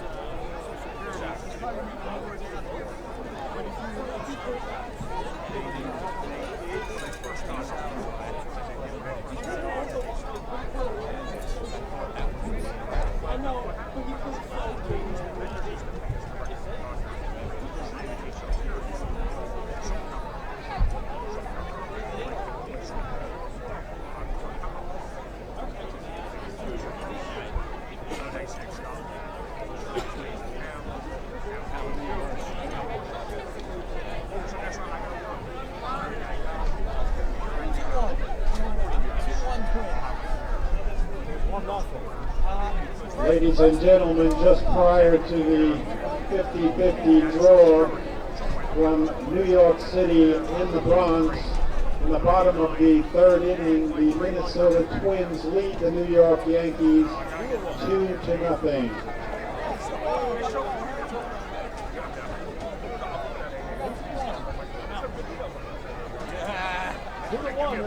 I'm not getting those mailings yet. Emotional code. I'm refusing to get the Update on that Yankee score.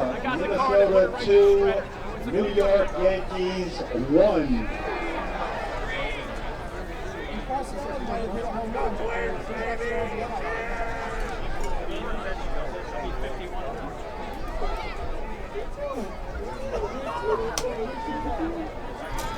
Further update from the Bronx, New York. Minnesota Twins 2, New York Yankees 2.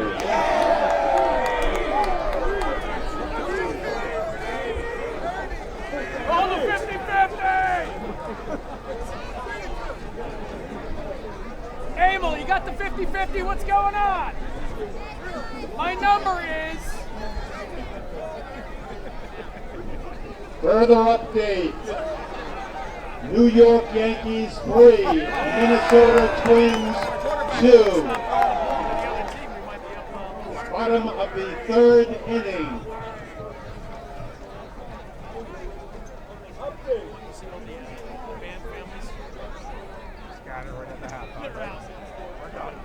Oh my God. It's freezing. It's the next second. You're still in fucking shorts. Raise Zach.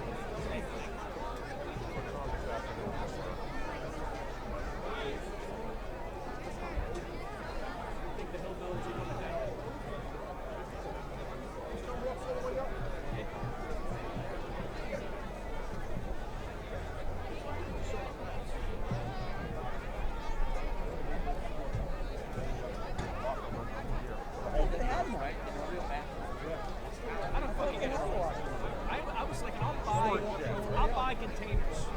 Put them underneath here. Fucking bathrooms. This is your locker rooms. No running water down here.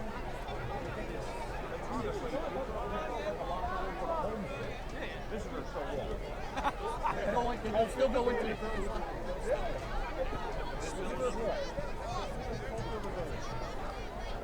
double decker heated. It's like $1,000 to buy a container. It's not expensive. I looked into it. We're like last year. I'm like, I'm just gonna fucking buy it and just drop them in here and start running shit. Rent them.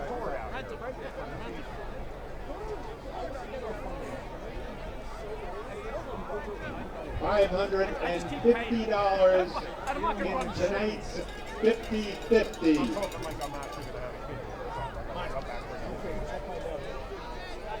As soon as he The touches it, winning it becomes number, his. 974. 4471. The last four numbers, 4471. Loser! $550.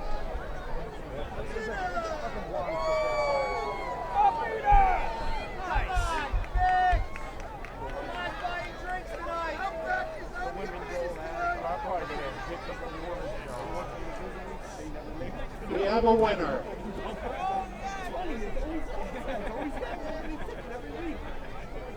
You only sell two of them.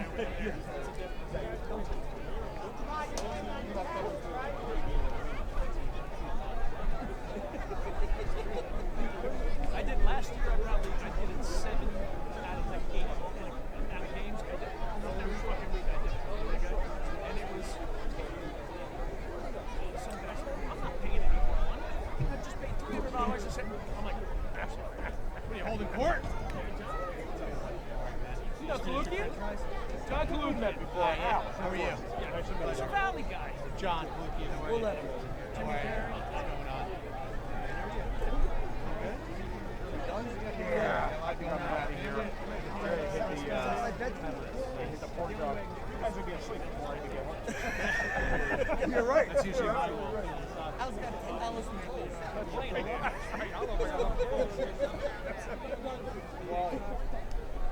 You guys out? Yeah. Good seeing you. Anytime I'll we be talk, watching on here, YouTube. guys.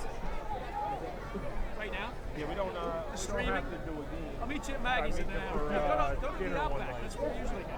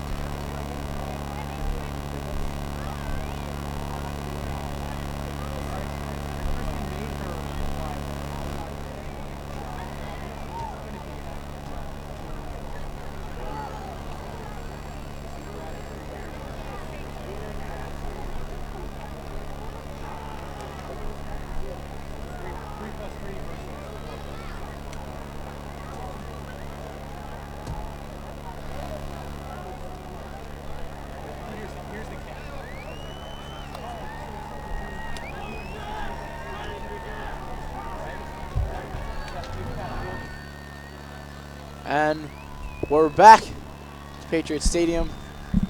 Back here with Wayne Hills up 6-0 against West Milford. It's been a pretty good game so far from both teams.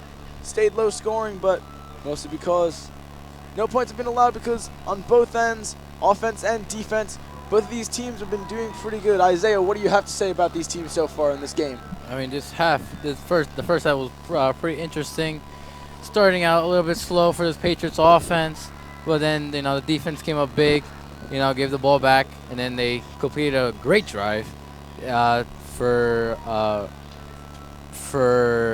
Rutovsky to run in for a touchdown, which was a good job. And then the offense kind of settled after that. They didn't really have any much big plays, and this West Milford offense kind of haven't scored, but we've seen some great plays by them. You saw that quick run one time, and then that long pass that Christian Puntolillo allowed. But after that, there's nothing much that this West Milford offense has done. So sorry, this West Milford offense done, particularly because of this Wayne Hills defense and their linebacker crew. Just good job all around for Dan Gerard and Noah Bita coming out big. Just good night for this defense. Yeah, and Isaiah, you mentioned it, and the linebacker core has done an absolutely excellent job. And they're just going to look for more of the same, going into the second half. As, we've talked about it all year. A great defensive unit they've been. They've culminated together, and especially that linebacker core, which has, really been the primary, culprit tonight of the scoreless first half for West Milford. Just making plays, batting balls at the line of scrimmage, getting into the backfield, and to the quarterback, and just coming up with big stops, coming up with big tackles, and, this Wayne Hills defense, again, another scoreless first half, second consecutive. We talked about it in the pregame. 16 points allowed in 4 first halves. That's now 16 in 5 first halves. So they're allowing maybe just over 3 points, if my math is correct. Just over 3 points in first halves this year. And, just a crucial part of Wayne Hills' success so far. When you have a defense that allows 3 points a half every game like they've been doing, on average, I mean, that's really just phenomenal, and it opens up so much for Santa and this offense to work. Now, the turnovers have been a problem in the first half. We can all agree. 3 for Hills, a botched snap, 2 interceptions for Santa on, kind of poorly thrown balls. But if they can clean that up in the second half, and Santa can kind of settle in a little bit more, then I think Hills will kind of rebound nicely. You ever see the coaches, talking to Mike Santa, getting warmed up. Mike Santa on our screen right now on the sideline as Jordan Thiel takes the field, kicking off to this West Milford team. Thiel will kick off for the Patriots, defending the north goal.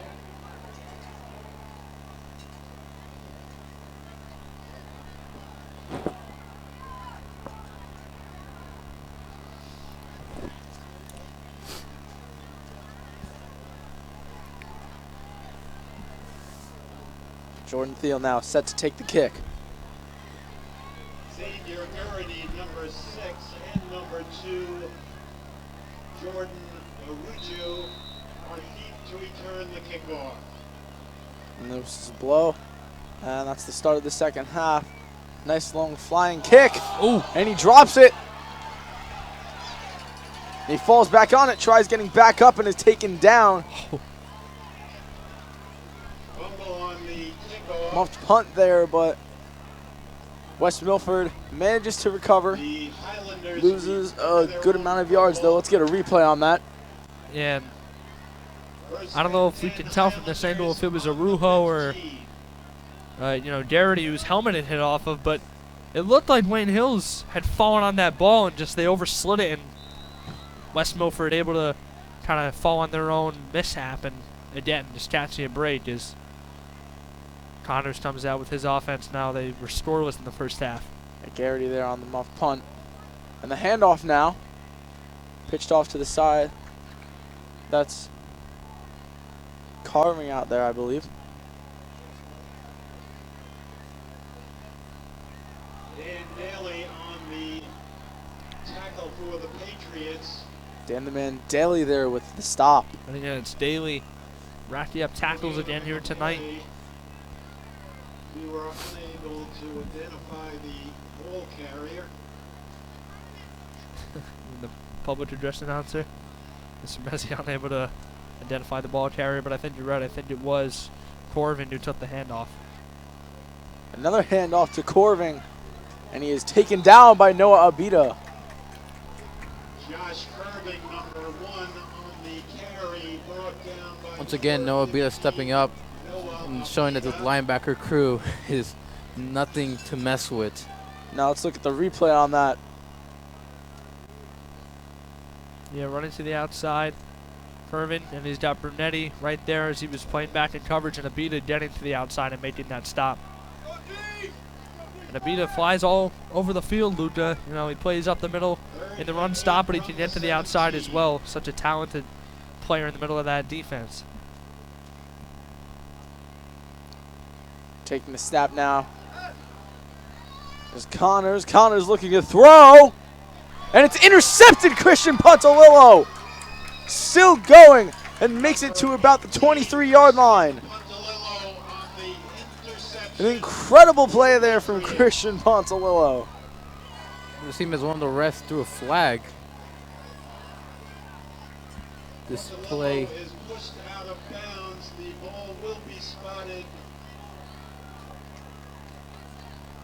And are they going to call this back? I didn't happen to see the flag until Isaiah had pointed it out, but The penalty Yeah, looks like it. marker is down, holding against the Patriots. Wow. and it was a holding call against the Patriots, and an interception is called back. The turnover is Once again, fumbled. penalties just destroying great momentum for the Wayne Hills Patriots. Yeah, they're killers, Isaiah. In any sport. First and 10 Highlanders. And especially on a big play like that, Puntalillo stepping in front of it and taking it back 20 or 30 yards. And that penalty offsetting it. Really a big blow to the Patriots. There's Palmatieri taking the handoff. Number 34 on the carry. Looks like no gain, and now there's a late flag thrown. Is down. And again, it's going to be against Wayne Hills, maybe unsportsmanlike conduct. Steve Maston on the tackle. Refs still discussing things. They finally come out, make the call on the penalty. Yeah, it'll be a personal foul. Personal foul against Looked the like it might have been on Patriots. Puntalillo. He might have said something after the hit.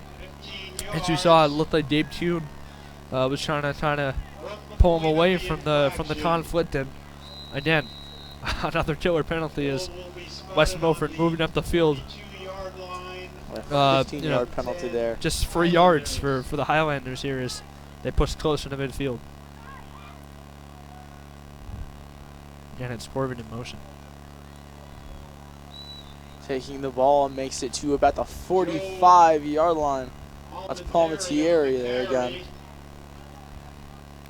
Number 80, Once again, this defense is stopping the run. Good job tonight by this defense in the up front. Just not letting anything happen. And especially with Palmentieri. We'll say it again. Huge game last week against Lakeland. And, he's been a guy who's been reliable for this West Milford offense, especially last week. Had a big game, and he's kind of been limited tonight. Pushed in the back again. That's Corving taking it. number 1, Josh Makes it Murphy past the on 50 carry. and is now into Wayne Hills territory. By number 9, And Wells Milford just made me eat my own words. First Just down. a second ago, I said this defense, creating a wall, but it looks like they get a break this time, getting a first down. Yeah, West Milford guys doing a pretty good job of moving the ball, taking the penalties, getting 4 yards, and again, with the midst of Palmentieri, got Connors under center and the different look they throw at you. They're throwing out the Wayne Hills defense a little bit and moving the ball. Hit it off again to Palmatieri. Joe Palmentieri on the carry. Gain of maybe a few yards. And guys, I think the consecutive handoffs By number 52. by the Highlanders are going to set up a big play. You saw they did it early in the game where, Pickup of a they ran the ball, 37. constantly, and then they had the big play to Coyle as Puntalillo got beat on the coverage, and they might be looking to set up something similar to that here as they're over the midfield line into Wayne Hills territory. They might take a shot deep here in the next couple plays. We'll see as the two men split out wide. Motion in the back, handed off. That's number 6, Xavier Garrity on the play. Number 6 on the carry, Dan Daly on the stop for the Patriots. Daly, another stop, but again, Garrity, now a new guy here in the second half who's now taking a couple touches for West Milford, and they are really just doing everything they can to catch this Hills defense off target, throwing some looks, throwing some guys they haven't seen before in this one, trying to catch them off balance. Motion in the back again. Connor's taking it for himself, gets off the pass, and it's nearly intercepted. Brunetti had it in his hands and couldn't hold on. Xavier Garrity Nevertheless, is still a great block there. Let's look at the replay.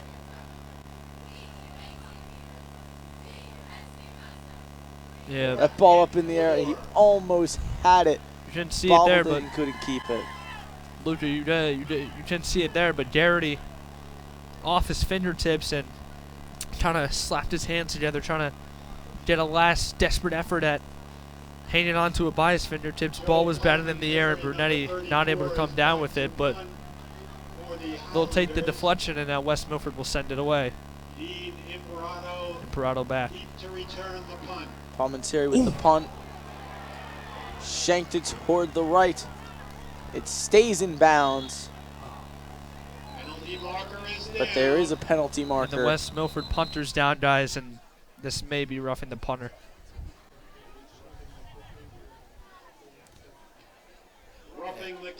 As that's 34 Palmentieri, who's the punter, and yeah, he's limping, and they are going to call roughing the kicker.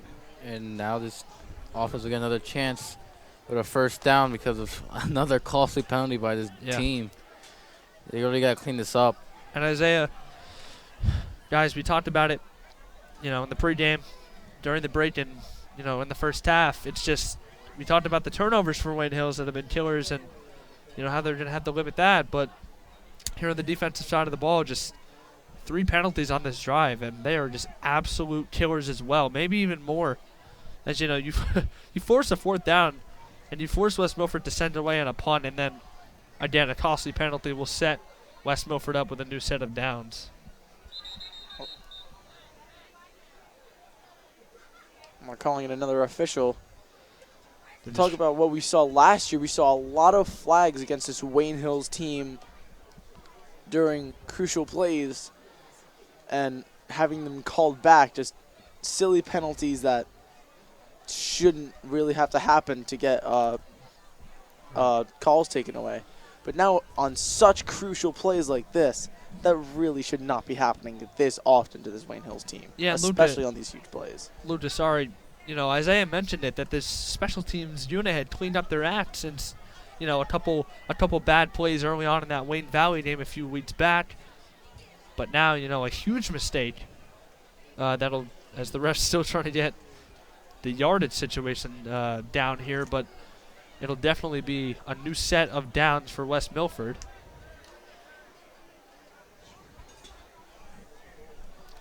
I mean, that hit wasn't intentional. The special teams were just trying to block the ball, as they've almost done many times in this game, and just got a little too close just as he kicked it off, and penalty was thrown, and now this West Milford team has a chance to score again. I see some changes to this Wayne Hills defense as well. Chris Bertovsky and also Anthony Gale. Well, guys, it looks like they're going to... And the punt again. Yeah, we'll talk about it. That punt up high and out of bounds at around the 45. Yeah, another bad punt for West Milford, guys, but again, just... That was weird, wasn't it? Roughing the punter, and then they just redid the punt. Or call must have been changed somewhere in those multiple ref huddles that took them a couple minutes to situate. But I mean, yeah, a weird turn of events. But Wayne Hills catches another break. There were other penalties, I guess, that happened against West Milford that ended up forcing them to have to punt again. Thought they might have changed the call to maybe running into the kicker instead of roughing the kicker, but penalties against West Milford leading to another punt, and Wayne Hills taking it back on offense. Handing it off to Bertovsky, who is taken down behind the line of scrimmage.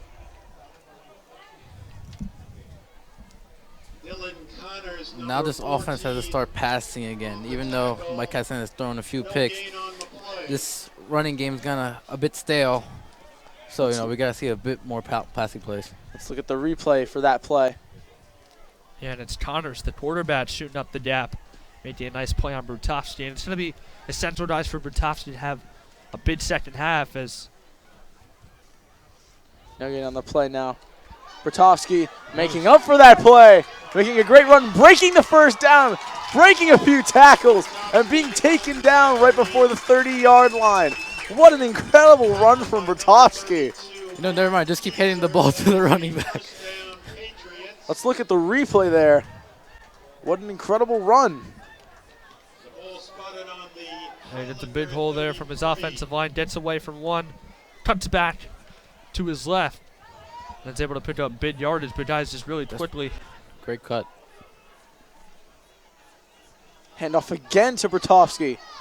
Tofsky with a big run, nearly breaks a tackle. Number 15 on the carry.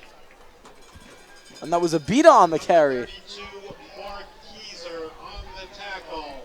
No, they'll give Brutowski a break after a big run, but just really quickly, guys, I was trying to get my point off. It's going to be essential for Brutowski to have a big second half here and keep West Milford on their toes. As now Abita enters the game, and they'll give Brutowski a little bit of a breather. Cassie Santa trying to catch the Highlanders offsides. Again with the snap count.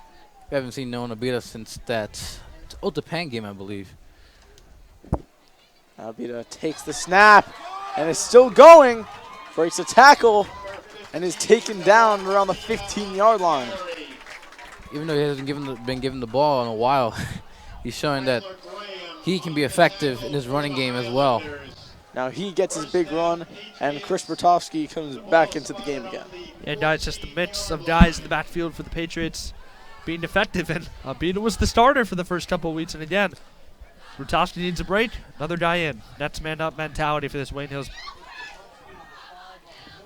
A big run there, gets to around the 10. Yeah, just the Nets man-up mentality for this Wayne Hills offense is why, they've been so effective on the ground. I mean, Abita and Brutowski on the ground have been extremely effective in, the absence of Joyce, which is, again, going to be looming on this offense all year if he isn't able to make a return. It's going to be a big hole for them to fill, but Abita and Brutowski have done a pretty solid job of doing it so far. Let's say we give credit to the offensive line, blocking pretty well, creating holes for this. Ooh. Just saying, creating holes for the running back to run through. And just not that much of a gain there. And Joe Bertovsky tackles from the ankles, leading to about no gain. Third and about 4. So you got a third down and short situation coming up from inside the 10-yard line if you're Wayne Hills. Let's see what they do here. Fakes the handoff to Bertovsky. The pass out to Maston, and he's clear into the end zone for another Wayne Hills touchdown. And now Mike Casasana showing that he can fix his mistakes and throw touchdowns as well. Let's look at the replay of that touchdown pass. Fakes the handoff, catching a wide open lane there for Maston, right into the end zone. Clear shot, putting up another 6 points for Wayne Hills on the board. Yeah, that's been a connection, guys, that's been pretty prominent all year. Maston in the flat, short pass from Casasanta, and he does the rest. Wide open, no one around him, and he just kind of walks in untouched. Good play call. Extra point for Thiel. It is up, and it is straight through. Makes up for his mistake on the last point attempt and sinks it right through the middle of the uprights. And these guys are getting their redemption, pick, missed field goal. Now we have a touchdown and a made field goal. Good job. Yeah, big drive for the Wayne Hills offense here, and aided again by the run game, the excellent run game of Brutowski and Abita, and then it was Casasanta showing confidence there at the end, finishing off, finding his go-to man in Maston, who leads the team in receptions this year and taking it untouched. Once again, just kind of walking into the end zone. No one was near him. And a good play call, like you said, Isaiah, by Demikoff and the Patriots on third down and short. Inside your own 10-yard line, a nice little dump-off pass to the flat, and Maston able to do the rest.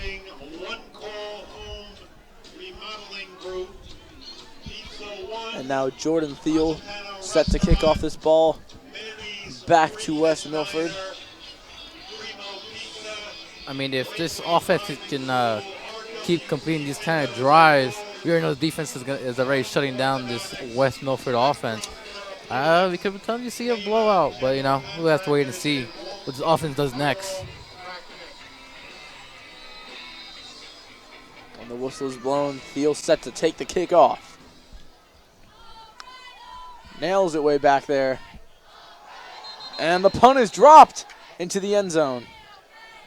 Touchback in the end zone. And again, I think that's Garrity for the second straight time, letting the ball get out of his grasp. Last kickoff hit off the face mask of his helmet, and he was able to fall back on it, and this time just pretty much straight up muffs it. I mean, he maybe could have tried to make that ball drop into the end zone intentionally. Thought it wasn't going to fall into the end zone, and then it ended up being in the end zone instead of taking it out for himself. Instead of being at the 10, now they're out at the 20. But it more looked like a muff. But nevertheless, West Milford now at the 20 as a result of the touchback. Back with 2 men in the backfield. Handed off. Number 1, Josh Curving. That's Curving taking the handoff. Yeah, and Luca, what you mentioned, back to the 2-back set to the left and right of Connors. It's Torvin and Palmentieri, respectively. And this is something that they did early on in the game, and they're going back to it as West Milford feels that, you know, giving Wayne Hills a familiar look here, maybe trying something different inside of it. Again, we'll catch this defense off balance, which is, they haven't been caught off balance many times tonight. Connors looking to the outside and makes the pass. Short pass of about 5 yards to the left side. He's out of bounds. Yeah, nice play by Connors as he was rolling right, and Lucarello hit him as he threw, but he was able to find his man Coyle along the sideline. 3rd down and 7 coming up for West Millie. 3rd and 5. 3rd and 5, rather, my bad. And Coyle, haven't heard his name too much, but the bits that he's done, he's been doing pretty good this game so far, at least from what we've seen. Yeah, he had a big reception early on, beat Pontalillo, and Pontalillo's kind of had him on lockdown since. Let's see what they do here. 3rd down and medium. Both men in the back, and it looked like someone jumped. Penalty marker is Looks like it'll be on the Highlanders.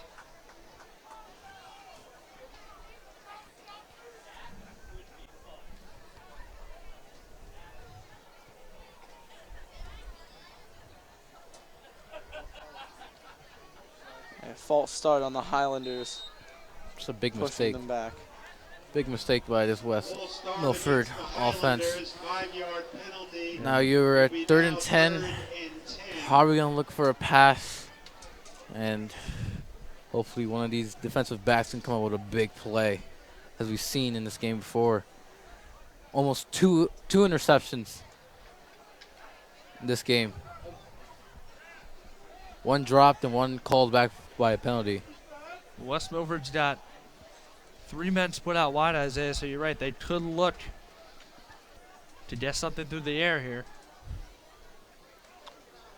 Dropping back is Connors. Connors moves away from Osbeck, takes the run for himself, and leads to about a gain of maybe 1 yard. Connor was brought down by Noah Abita, Was looking to number pass, 15. but Abita took him down as he couldn't find anyone in time. It's again in pursuit of the quarterback. Always gain the quarterback. Good job by this defense. And that's Abita again, guys, coming up with another big play. Bringing down Connors for the 2nd time. Had to reverse field, try to pull a little bit of a Russell Wilson. Didn't have anyone. Was looking, and he said, I got to take this myself, but Abita right there to bring him down, and they'll force another West Milford punt. As Imperato back to return at just about the 50, so Wayne Hills almost certainly will start in West Milford territory. I mean, they've been getting good field position the whole night.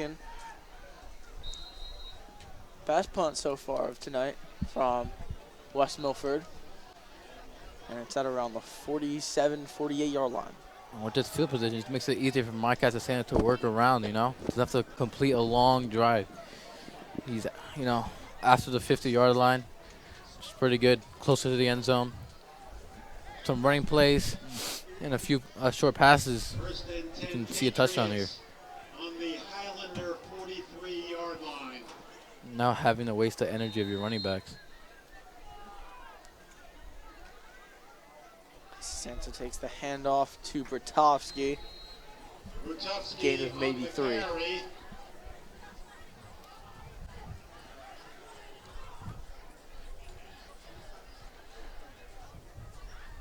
Joe Palmentieri on the tackle for the Highlanders.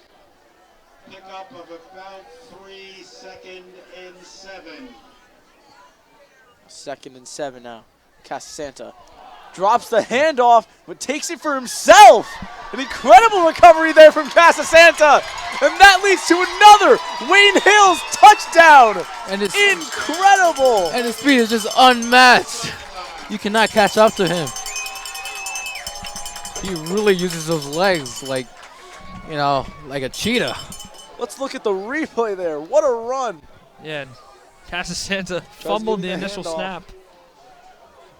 And then just gets his own mishap and takes it about 50 yards to the end zone. So what Wayne a Hills. Great recovery there. Yeah, Mike Casasanta making something out of nothing. Looked like another disaster, potentially another turnover, and it turns into a 50-yard touchdown stamper for Casasanta. And Wayne Hills looking to go up 20-0 here late in the third.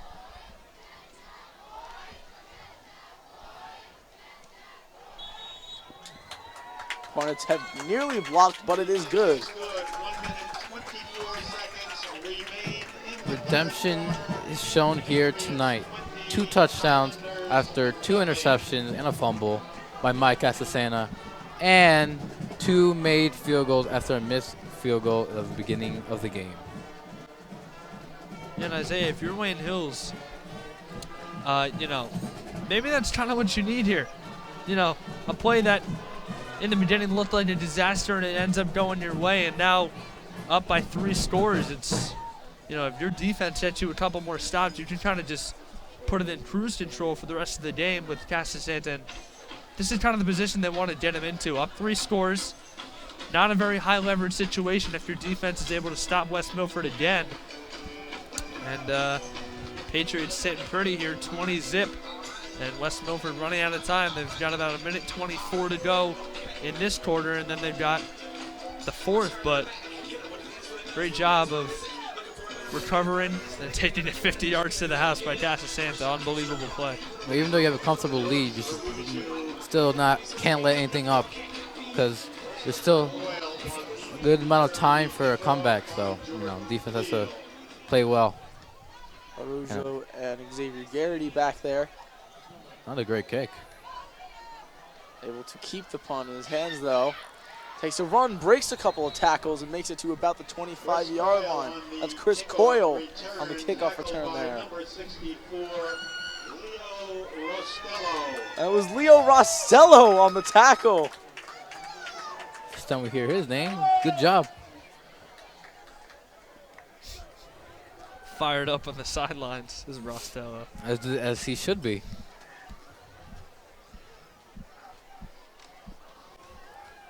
Almost let up a big return there, but, you know, got in the way, got a tackle, good play. My second ever tackle for this Wayne Hills football team. Can't remember which Morris playoff game it was. It was either against Morris Hills or Morris Knowles he had a tackle. The pass gone for with one hand for some reason for Chris Coyle. Nearly almost another pick. Let's look at the replay there.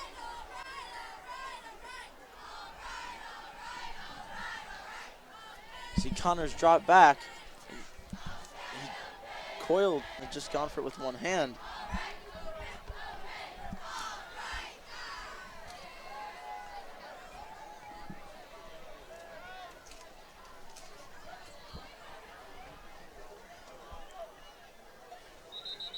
And there is a jump again. And at quarterback now, it's number 7, Ralph Utter. Yeah, looks like Connors has been yanked out. I mean, there's no production here. Losing by 20 points, you gotta figure something out. Yeah, and on his first pass, Isaiah was tipped and nearly pitched, so not the greatest of starts. And then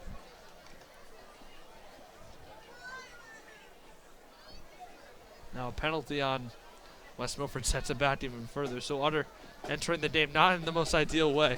I mean, this game is all about adjustments and how they react to these adjustments. And he's taken right down immediately after he takes the ball.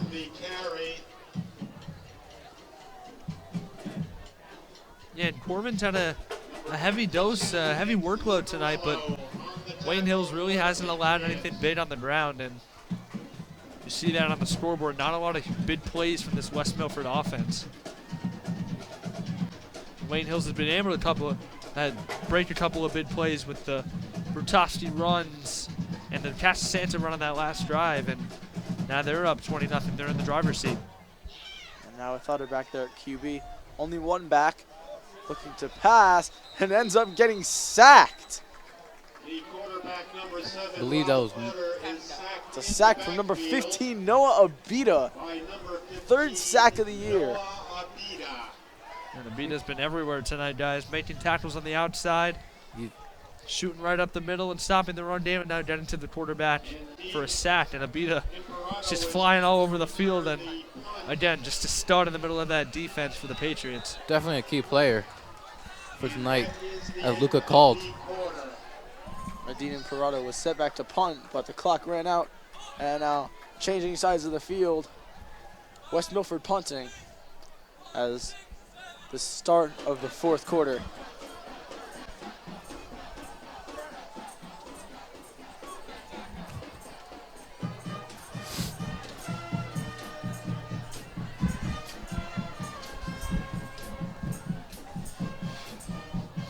We've seen a lot this third quarter. 2 touchdowns and just the defense showing out.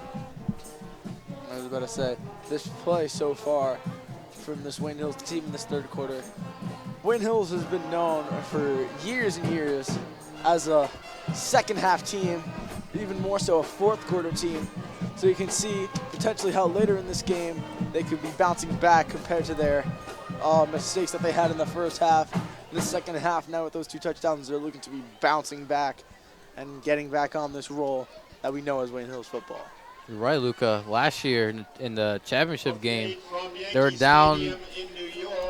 They were down in the first half against Old Japan, but came back and were able to win in the second half. And also in the bowl game against Phillipsburg, they were also down, and they came back and won the bowl game. Like you said, Luca, this team all about the second half and showing out. There's Curvin.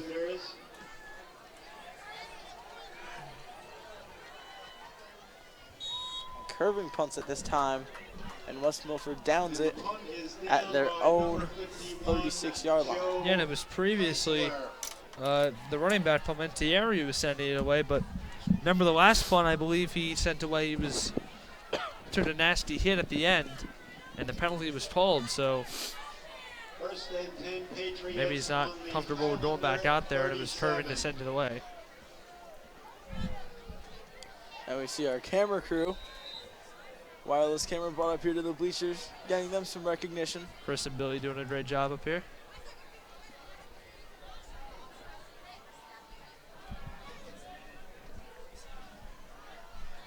Casasanta taking the snap, looking to pass.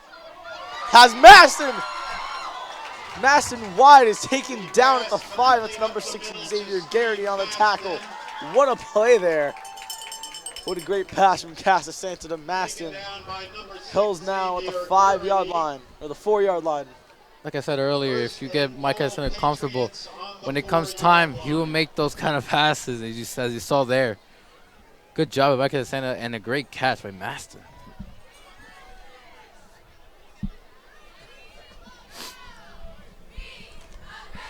Guys, let's see if Hills can punch this in and go up 4 scores. So they've got 2 guys split out to the right of Casasanta. Casasanta That's passing a into the toss-up. end zone, just over his head. And he was looking for the back shoulder of Maston. Similar to the throw he had to punt a little last week, but Maston not able to break away from the coverage, and Casasanta overshot him a little bit. And if I were Hills, I'd just kind of pounded right up the middle here. I agree, Aaron. I mean, they haven't been able to stop Brutovsky all night. Just let him go right up the middle, let this offensive line pave the way for him. And they did exactly that, and he got right on through. Chris Brutovsky drives the ball into the end zone for yet another Wayne Hills touchdown. Good call, Aaron. Again, predicting the future once again in this game. That was the smart decision in the end. As you said, Brutovsky just unstoppable tonight. and he ran in for his third touchdown. I mean, second touchdown. Field will attempt the extra point. Now Theo again going for this extra point. Wants a little holding. Theo kicking, it is up. Towards the right, but it is good. Kick is good. 11 minutes, 17 27-0 now. Wayne Hills over West Milford. Patriots 27. Oh, there it is. And we get some camera recognition as well. I'm Isaiah Ahumada. This is Aaron Hook and Luca right here, right next to us, and our lovely cameraman. It's a great game all night. Definitely, I'd say so too.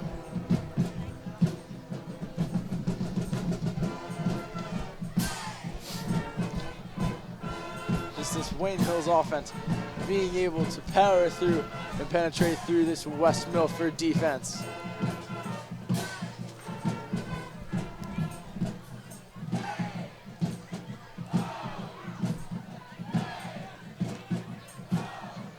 You know, this is an all-out effort by the offense, defense, special teams, and also the fans. You see the cheerleaders pumping up the crowd, and the band, you know, also pumping up the crowd.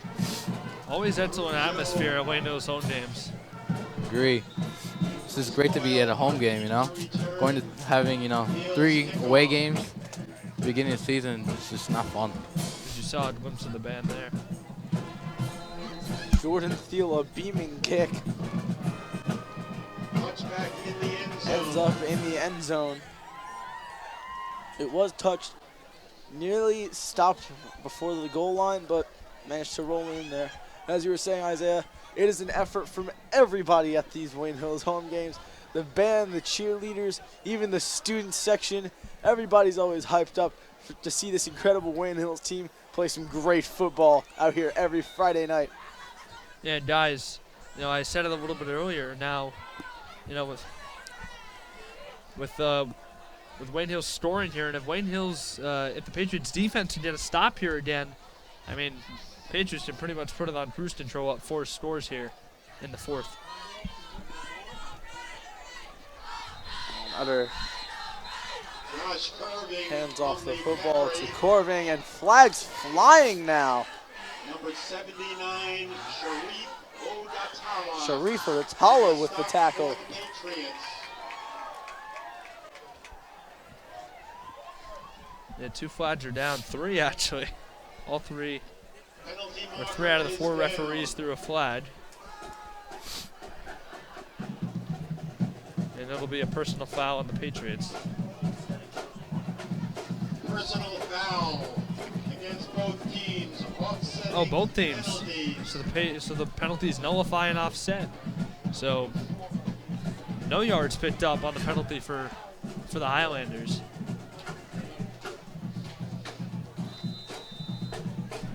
Now we see Jack Woodard coming onto the field.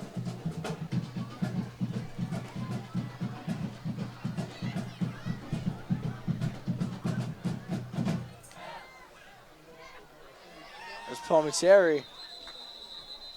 Joe Taken down. Palmentieri on the carry. Tackled Little by scuffle number there 21, Dan after the tackle was Gerard. made. And Palmentieri looking like he's limping again, still holding that left leg. Yeah, and he was hit on that punt earlier in the game, Luca. 12. Again, like you said, looking a little bit shaken up. As 3rd down and 10 will come up for the Highlanders. Let's see if they do a little bit of a different look. Let's see if they have Utter drop back and look to air it out here on 3rd down and 10. Patriots probably expecting it, so might have to do something a little bit exotic. Get some guys in motion. Maybe hit a guy out of the backfield, try to catch this defense off guard, which hasn't been the case tonight. 2 backs again now for West Milford. Utter looking to pass. And it is intercepted. Joe Brunetti makes the interception.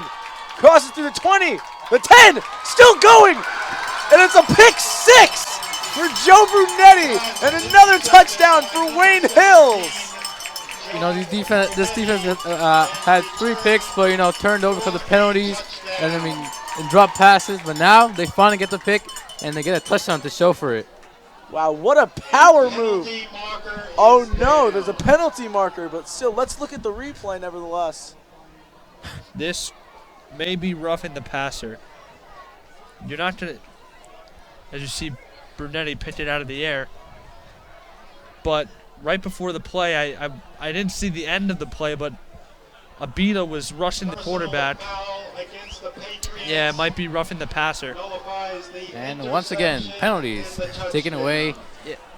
Great defensive play. Yeah, and if at the end of that play, the camera went away, obviously, his oughter let the ball fly, but it seemed like Abita was on him, and again, I didn't see it, but that might have been the possible culprit. Yeah, I didn't see it either. But I didn't even know that the flag was down. But nevertheless, Brunetti still has the turnover belt in his hands. And but the Patriots have possession? And it looked, not sure what's going on here. So Brunetti picked it off, but Highlanders. penalty nullified it, but Hills gets possession anyway. So to Brunetti's credit, he picked the ball off and forces a turnover, but won't get the touchdown for it. And an incredible return as well, as at about the 15-yard line, Luca, it looked like he was about to be pushed out. Didn't have a lot of room and cut it back inside and took it all the way. A guy of one tackle broke that other one and made it into the end zone. Incredible play there. I assume that's why he still has the turnover belt. Just a weird call. Hills not getting the touchdown, but still maintaining possession. Here you see the cheerleaders and band routing up the crowd. As I said earlier, this is an all-around effort. You know, I bet these players would love to, you know, play with a crowd that's cheering for them instead of one that's quiet.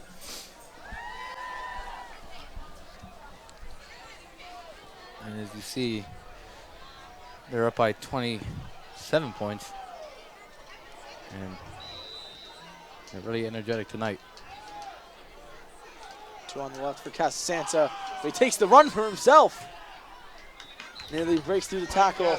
It is taken down short of the first down. Good job holding onto the ball. It looked like it was almost snatched there by one of the defensive players on this West Milford team. And the Hills offensive line, guys, tonight has opened up really big holes for these runners, you know, to make moves in and, you know, burst to the outside with and shoot up. So a really good job of blocking by this offensive line tonight.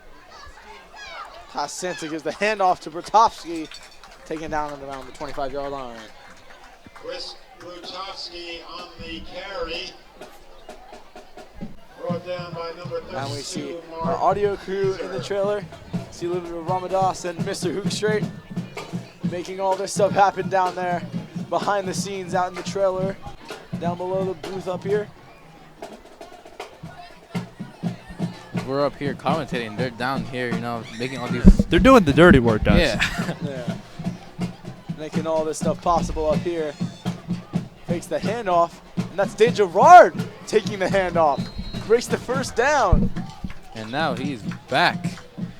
Had a great game last week. You know, this week tonight he hasn't had many touches, but here, big play. Yeah. Gets a good amount of yardage. Yeah, as I had 2 scores last week on senior night. And now with Bertovsky maybe needing a couple of breathers, Gerard gets another chance. And again, a guy who's been productive in the backfield and continues to be for the Patriots. Gerard breaks through one tackle, nearly breaks another one, makes it to about the 10-yard line. And once again, showing why he started last week against Fairlawn. It's an explosive back. The ball spotted on the 8 where it will be 2nd and 3. Makes it to the 8-yard line, 2nd and 3 now. Just under 8 minutes left in this final quarter. Casasanta hands it off to Gerard again, who is taken down. Gerard is tackled in the backfield by number 59, Kyler Graham.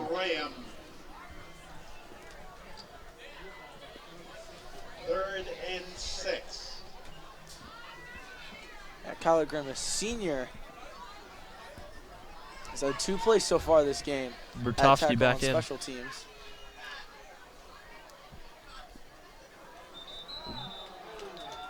Someone moved There's a as flag there. Gabe Tune falls down.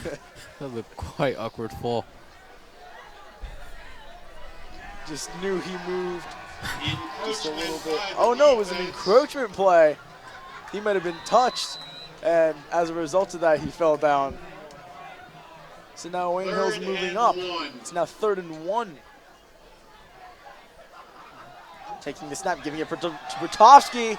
Gets tripped up, and is Brutowski just on the carry. short of the end zone. Falls at the Taken 1 down yard by line. number 14, That would have been his 3rd Dylan touchdown for the Connors. night. Short of the goal line. Just tripped himself up a little The ball bit. will be spotted Yeah, on nice stop by the Connors. 1 yard line. I think, 4th and goal on the 1. I think we could see him run it again. You see Arwen Nasufi checks in the game. You heard a person of the student section chanting his name. Oh no. Mike Santa runs it in. Casasanta on the And Mike keeper. Cassana made it in through. Touchdown, Touchdown for Wayne Patriots. Hills. Mike Casasanta running in the ball for himself, getting Wayne Hills 6 more points on this board. And now that's his 2nd rushing touchdown and his 3rd in total for the night. You know, 2 picks and a fumble makes up for it Right. by getting these touchdowns. And we talked about it, just flushing the mistakes out of his head, and he's rebounded nicely. Three turnovers in the first half, and he's responded with 2 touchdowns.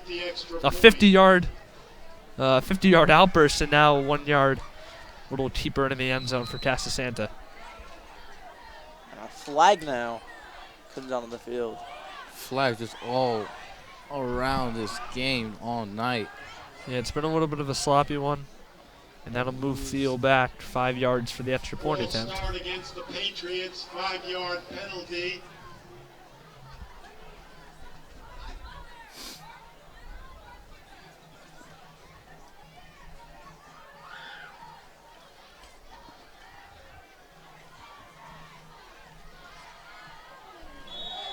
And Jordan Thiel with the kick puts it right through the uprights. Kick is good. And 6 minutes. regardless of the 5-yard pushback from a false start, Jordan Thiel nails the extra point, making it 34-0 for Wayne Hills.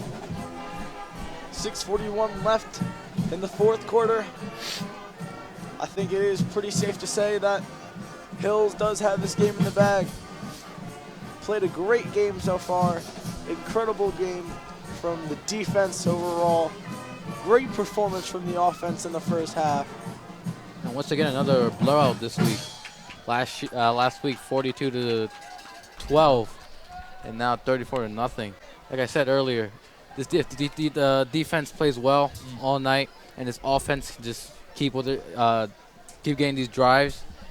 I said there was gonna be a blowout, and look, we have a 34-0 lead. Yeah, guys, it'll be interesting to see, though, in the final 6:41 if Wayne Hills can keep the shutout. Because remember last week they let up 2 scores late in the game. And, you know, while they did win by 30 points, you know, a shutout is always something that you want to strive for. They've held West Milford scoreless so far tonight, so let's see if they can keep it that way. Especially being on the other side of the blowout. Bounces around and Hills is able to down it, but the ball was dropped maybe. But after Brunetti was taking it, he was ripped down. Yeah, I think they're trying to say that the The kick ball was down. is recovered by Joe Bernetti. And they're saying it was recovered by Hills. Wow. It's a Wayne Hills ball. And now the special team getting a turnover. Because this defense, multiple times trying to get turnovers, but they couldn't because of penalties and missed opportunities. This special teams makes up for it. And that's a backbreaker for West Milford.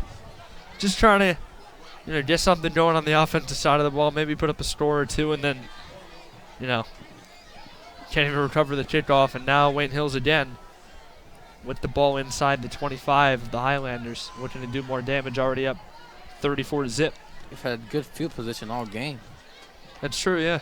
I mean, and you credit the defense with that, pinning West Milford deep. And, the punts haven't been great, but again, the defense has pinned West Milford multiple times inside their own 20, inside their own 15. And, that will lead to good field position. And they've started multiple drives on West Milford's side of the field, so. And we hear the student section chanting as now the secondaries for Wayne Hills are coming in. Yeah, they'll put in the second unit now with Joe Arena under behind center at quarterback. We saw him last week on senior night. Mike Petroselli in the backfield. Had a big game last week on senior night, ran for a touchdown. And flags are thrown. Snap is dropped. Penalty marker is down. And once again, another flag. Against the Patriots. So many flags this game. An obnoxious amount.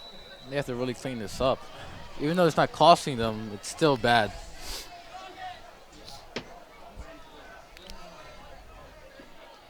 Secondaries coming in. John Crumbine now coming off. Get to see Arlen Nasufi play a little. Got Ben Rostello in there, Joey Dastis. So this second unit is comprised of a lot of juniors who next year are going to be the starters on this team. So they've got something to prove here with 6 minutes and 40 seconds to go. Let's see if they can put together a short touchdown drive. Quarterback for the Patriots. Arena to Petroselli, who is ripped down. The handoff to number 26, Michael Petrocelli. Some other notable juniors on this offensive line. Nico Guerra. Nico Guerra had a great game both on offense and defense. Defensive tackle as well. Had some great tackles against Fairlawn last week. See Rob Abate in there making a few tackles. Now another penalty. This time on West Milford. Game flundering with penalties all night. And West Milford just continues to shoot themselves in the foot. A botch play on special teams, and now one handoff and a penalty called against you will set up Hills at about the West Milford 12-yard line. So again, let's see if they can put together a short touchdown drive here. And I wouldn't be surprised to see 5 more flags in the pace we're going at. Maybe show a glimpse of what these kids are going to be doing next year when they are going to be starting on the varsity squad. Arena gives it to Petroselli, who is ripped down. Michael Petroselli again on the carry. I believe that is Xavier Garrity on the tackle. You said good opportunity for this, for juniors to come out, show what they got, and to see a glimpse of what next year might be.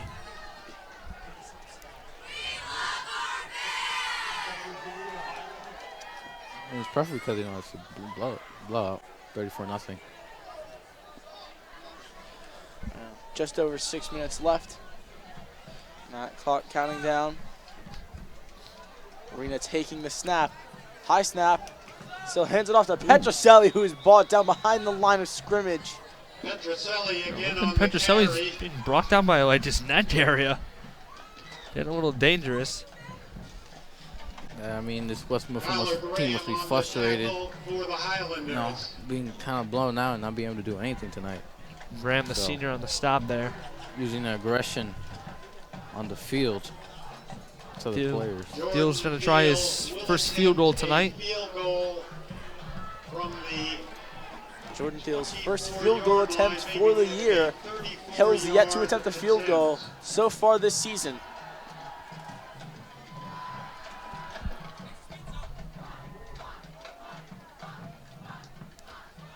The kick is up, and it is good. A field goal for Jordan Thiel. First attempt this year, sinks it right through, and now Hills up 37-0.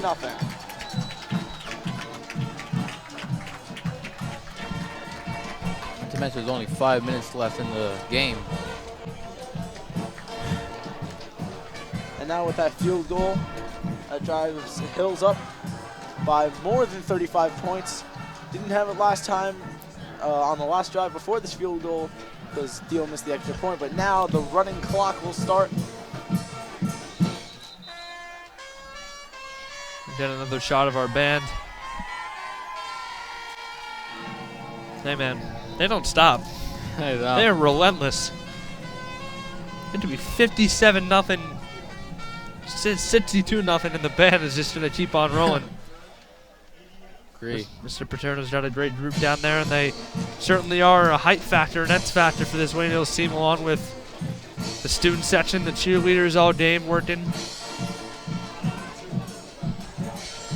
And again, the interesting thing, guys, is going to be to see if Wayne Hills can stop West Milford from scoring here, keeping the shutout. They were unable to do that last week against Fairlawn. And a great soaring kick from Theo. That being returned. That's Garrity breaks the tackle. And is taken down finally. That's Chris Coyle, by the way. Tackled by number 17, Joe Brunetti. Brunetti with the tackle there. Brunetti played an incredible game today, both on offense and defense and special teams as well.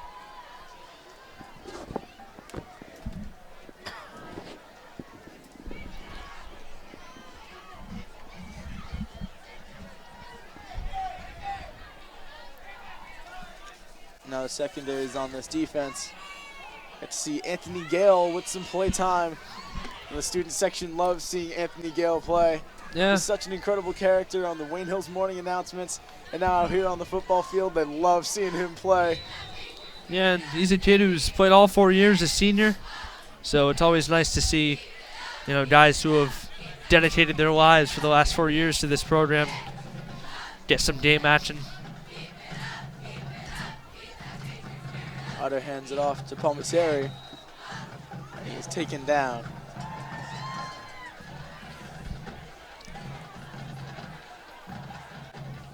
Joe Palminteri on the carry. Stopped by number 67, Nico Guerra. And there's Nico Guerra with the tackle. And Leo Rossello back in again. And see more from Chad Senti. Jeremy Coburn, the sophomore, out of cornerback. Brennan Puzio as well. Again, we saw him last week against Fairlawn. Handoff taken, still going. And makes it out past the 45. That's Xavier Garrity. On the carry, brought down by number 26, Mike Petroselli. A penalty marker is down. There's a flag though out on the field.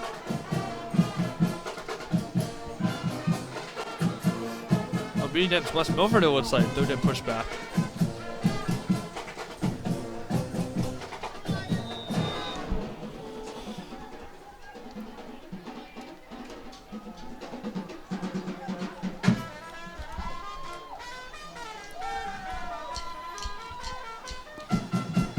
This band just pumped up, playing great music. Hyping up the second unit. Or this might even be the third unit, a mix of both.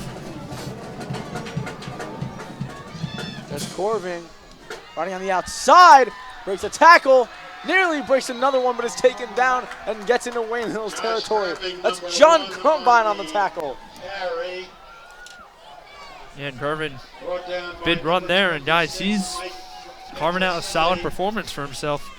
First down, And again, Highlanders. and I'll say it again, this is the Hills, you know, second and third units mixed in. So as West Milford trots out most of their starters on offense, it's going to be interesting to see as we wind down under 2 minutes to go if the Patriots can hold them here.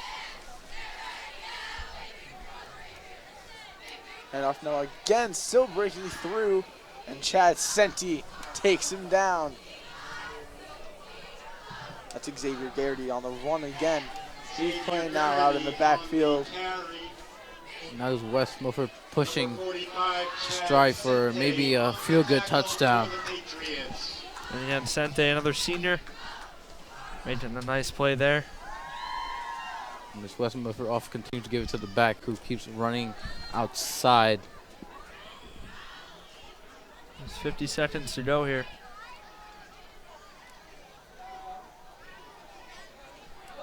Palminteri is ripped down to the ground. Arlen Nasufi and Leo Rostello, Ben's twin brother, on the tackle. Brought down by number 89. And that was Ben Rostello. The clock is winding down, and the West Milford offense is not hurrying up, so I guess they're not looking for a touchdown. Might just run one more. Yeah, just might just run one more. Get one more play off and call it a night. It looks as Hills might get their first blowout of the season. Yeah. Moving in the back. And just a wall of Hills players take him down. That's Leo Rostello and Arlen Nasufi, Oren Thomas, and Edis Velu on the tackle as the clock hits 0. And Wayne Hills, with their first shutout of the season, takes down West Milford 37-0. Just an incredible game from Wayne Hills. First half was a bit shaky. Both teams were performing pretty well, but once the second half came to a start, Wayne Hills, being the second half team that they are, erupted, got even more and more points on to the scoreboard, and took this big win. Aaron, what do you have to say about this game? Yeah, Luca, you mentioned it. 31 points in the second half for this Wayne Hills offense, and Mike Castasanti turned his night around, right? We talked about it. 3 turnovers in the first half. Comes back with 2 touchdowns, breaks a 50-yard run and punches it in himself. Chris Brutowski on the ground, great night. Dan Gerard and Noah Beatty getting in the midst and being productive as well. And, you know, we'll say it all season. It's another theme that is going to be a recurring one throughout the season. The production of the Wayne Hills backfield, with the absence of Mike Joyce, is going to be huge, and they do it again tonight here on the ground. 37-0. The Wayne Hills defense continues to be absolutely superb. First shutout of the year for them, and it'll be a test as they'll go up against PV next week. And if they can have another stellar performance on defense, they might have a chance at being the top defense in their division heading into that Ramapo game in a couple of weeks, as now they've allowed, let's see, 48 points in 5 games. So, I mean, that's pretty stellar.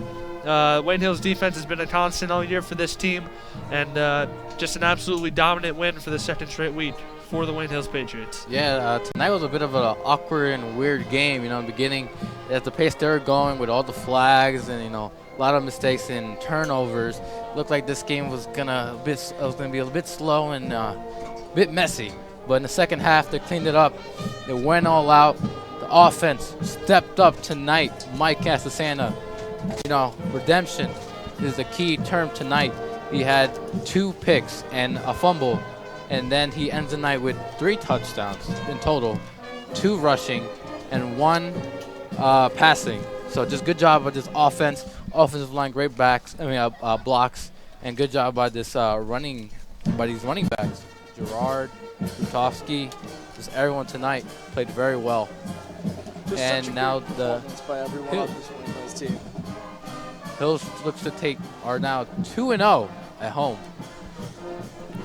So now, at the end of this game, again, the final score, Wayne Hills 37, West Milford 0. I'm Luca Yanuzzi, joined here by Aaron Hook and Isaiah Ahumada. Good night for now, and we will see you next week at Passaic Valley High School on Saturday at 1 p.m. when Wayne Hills will take on the Passaic Valley Hornets.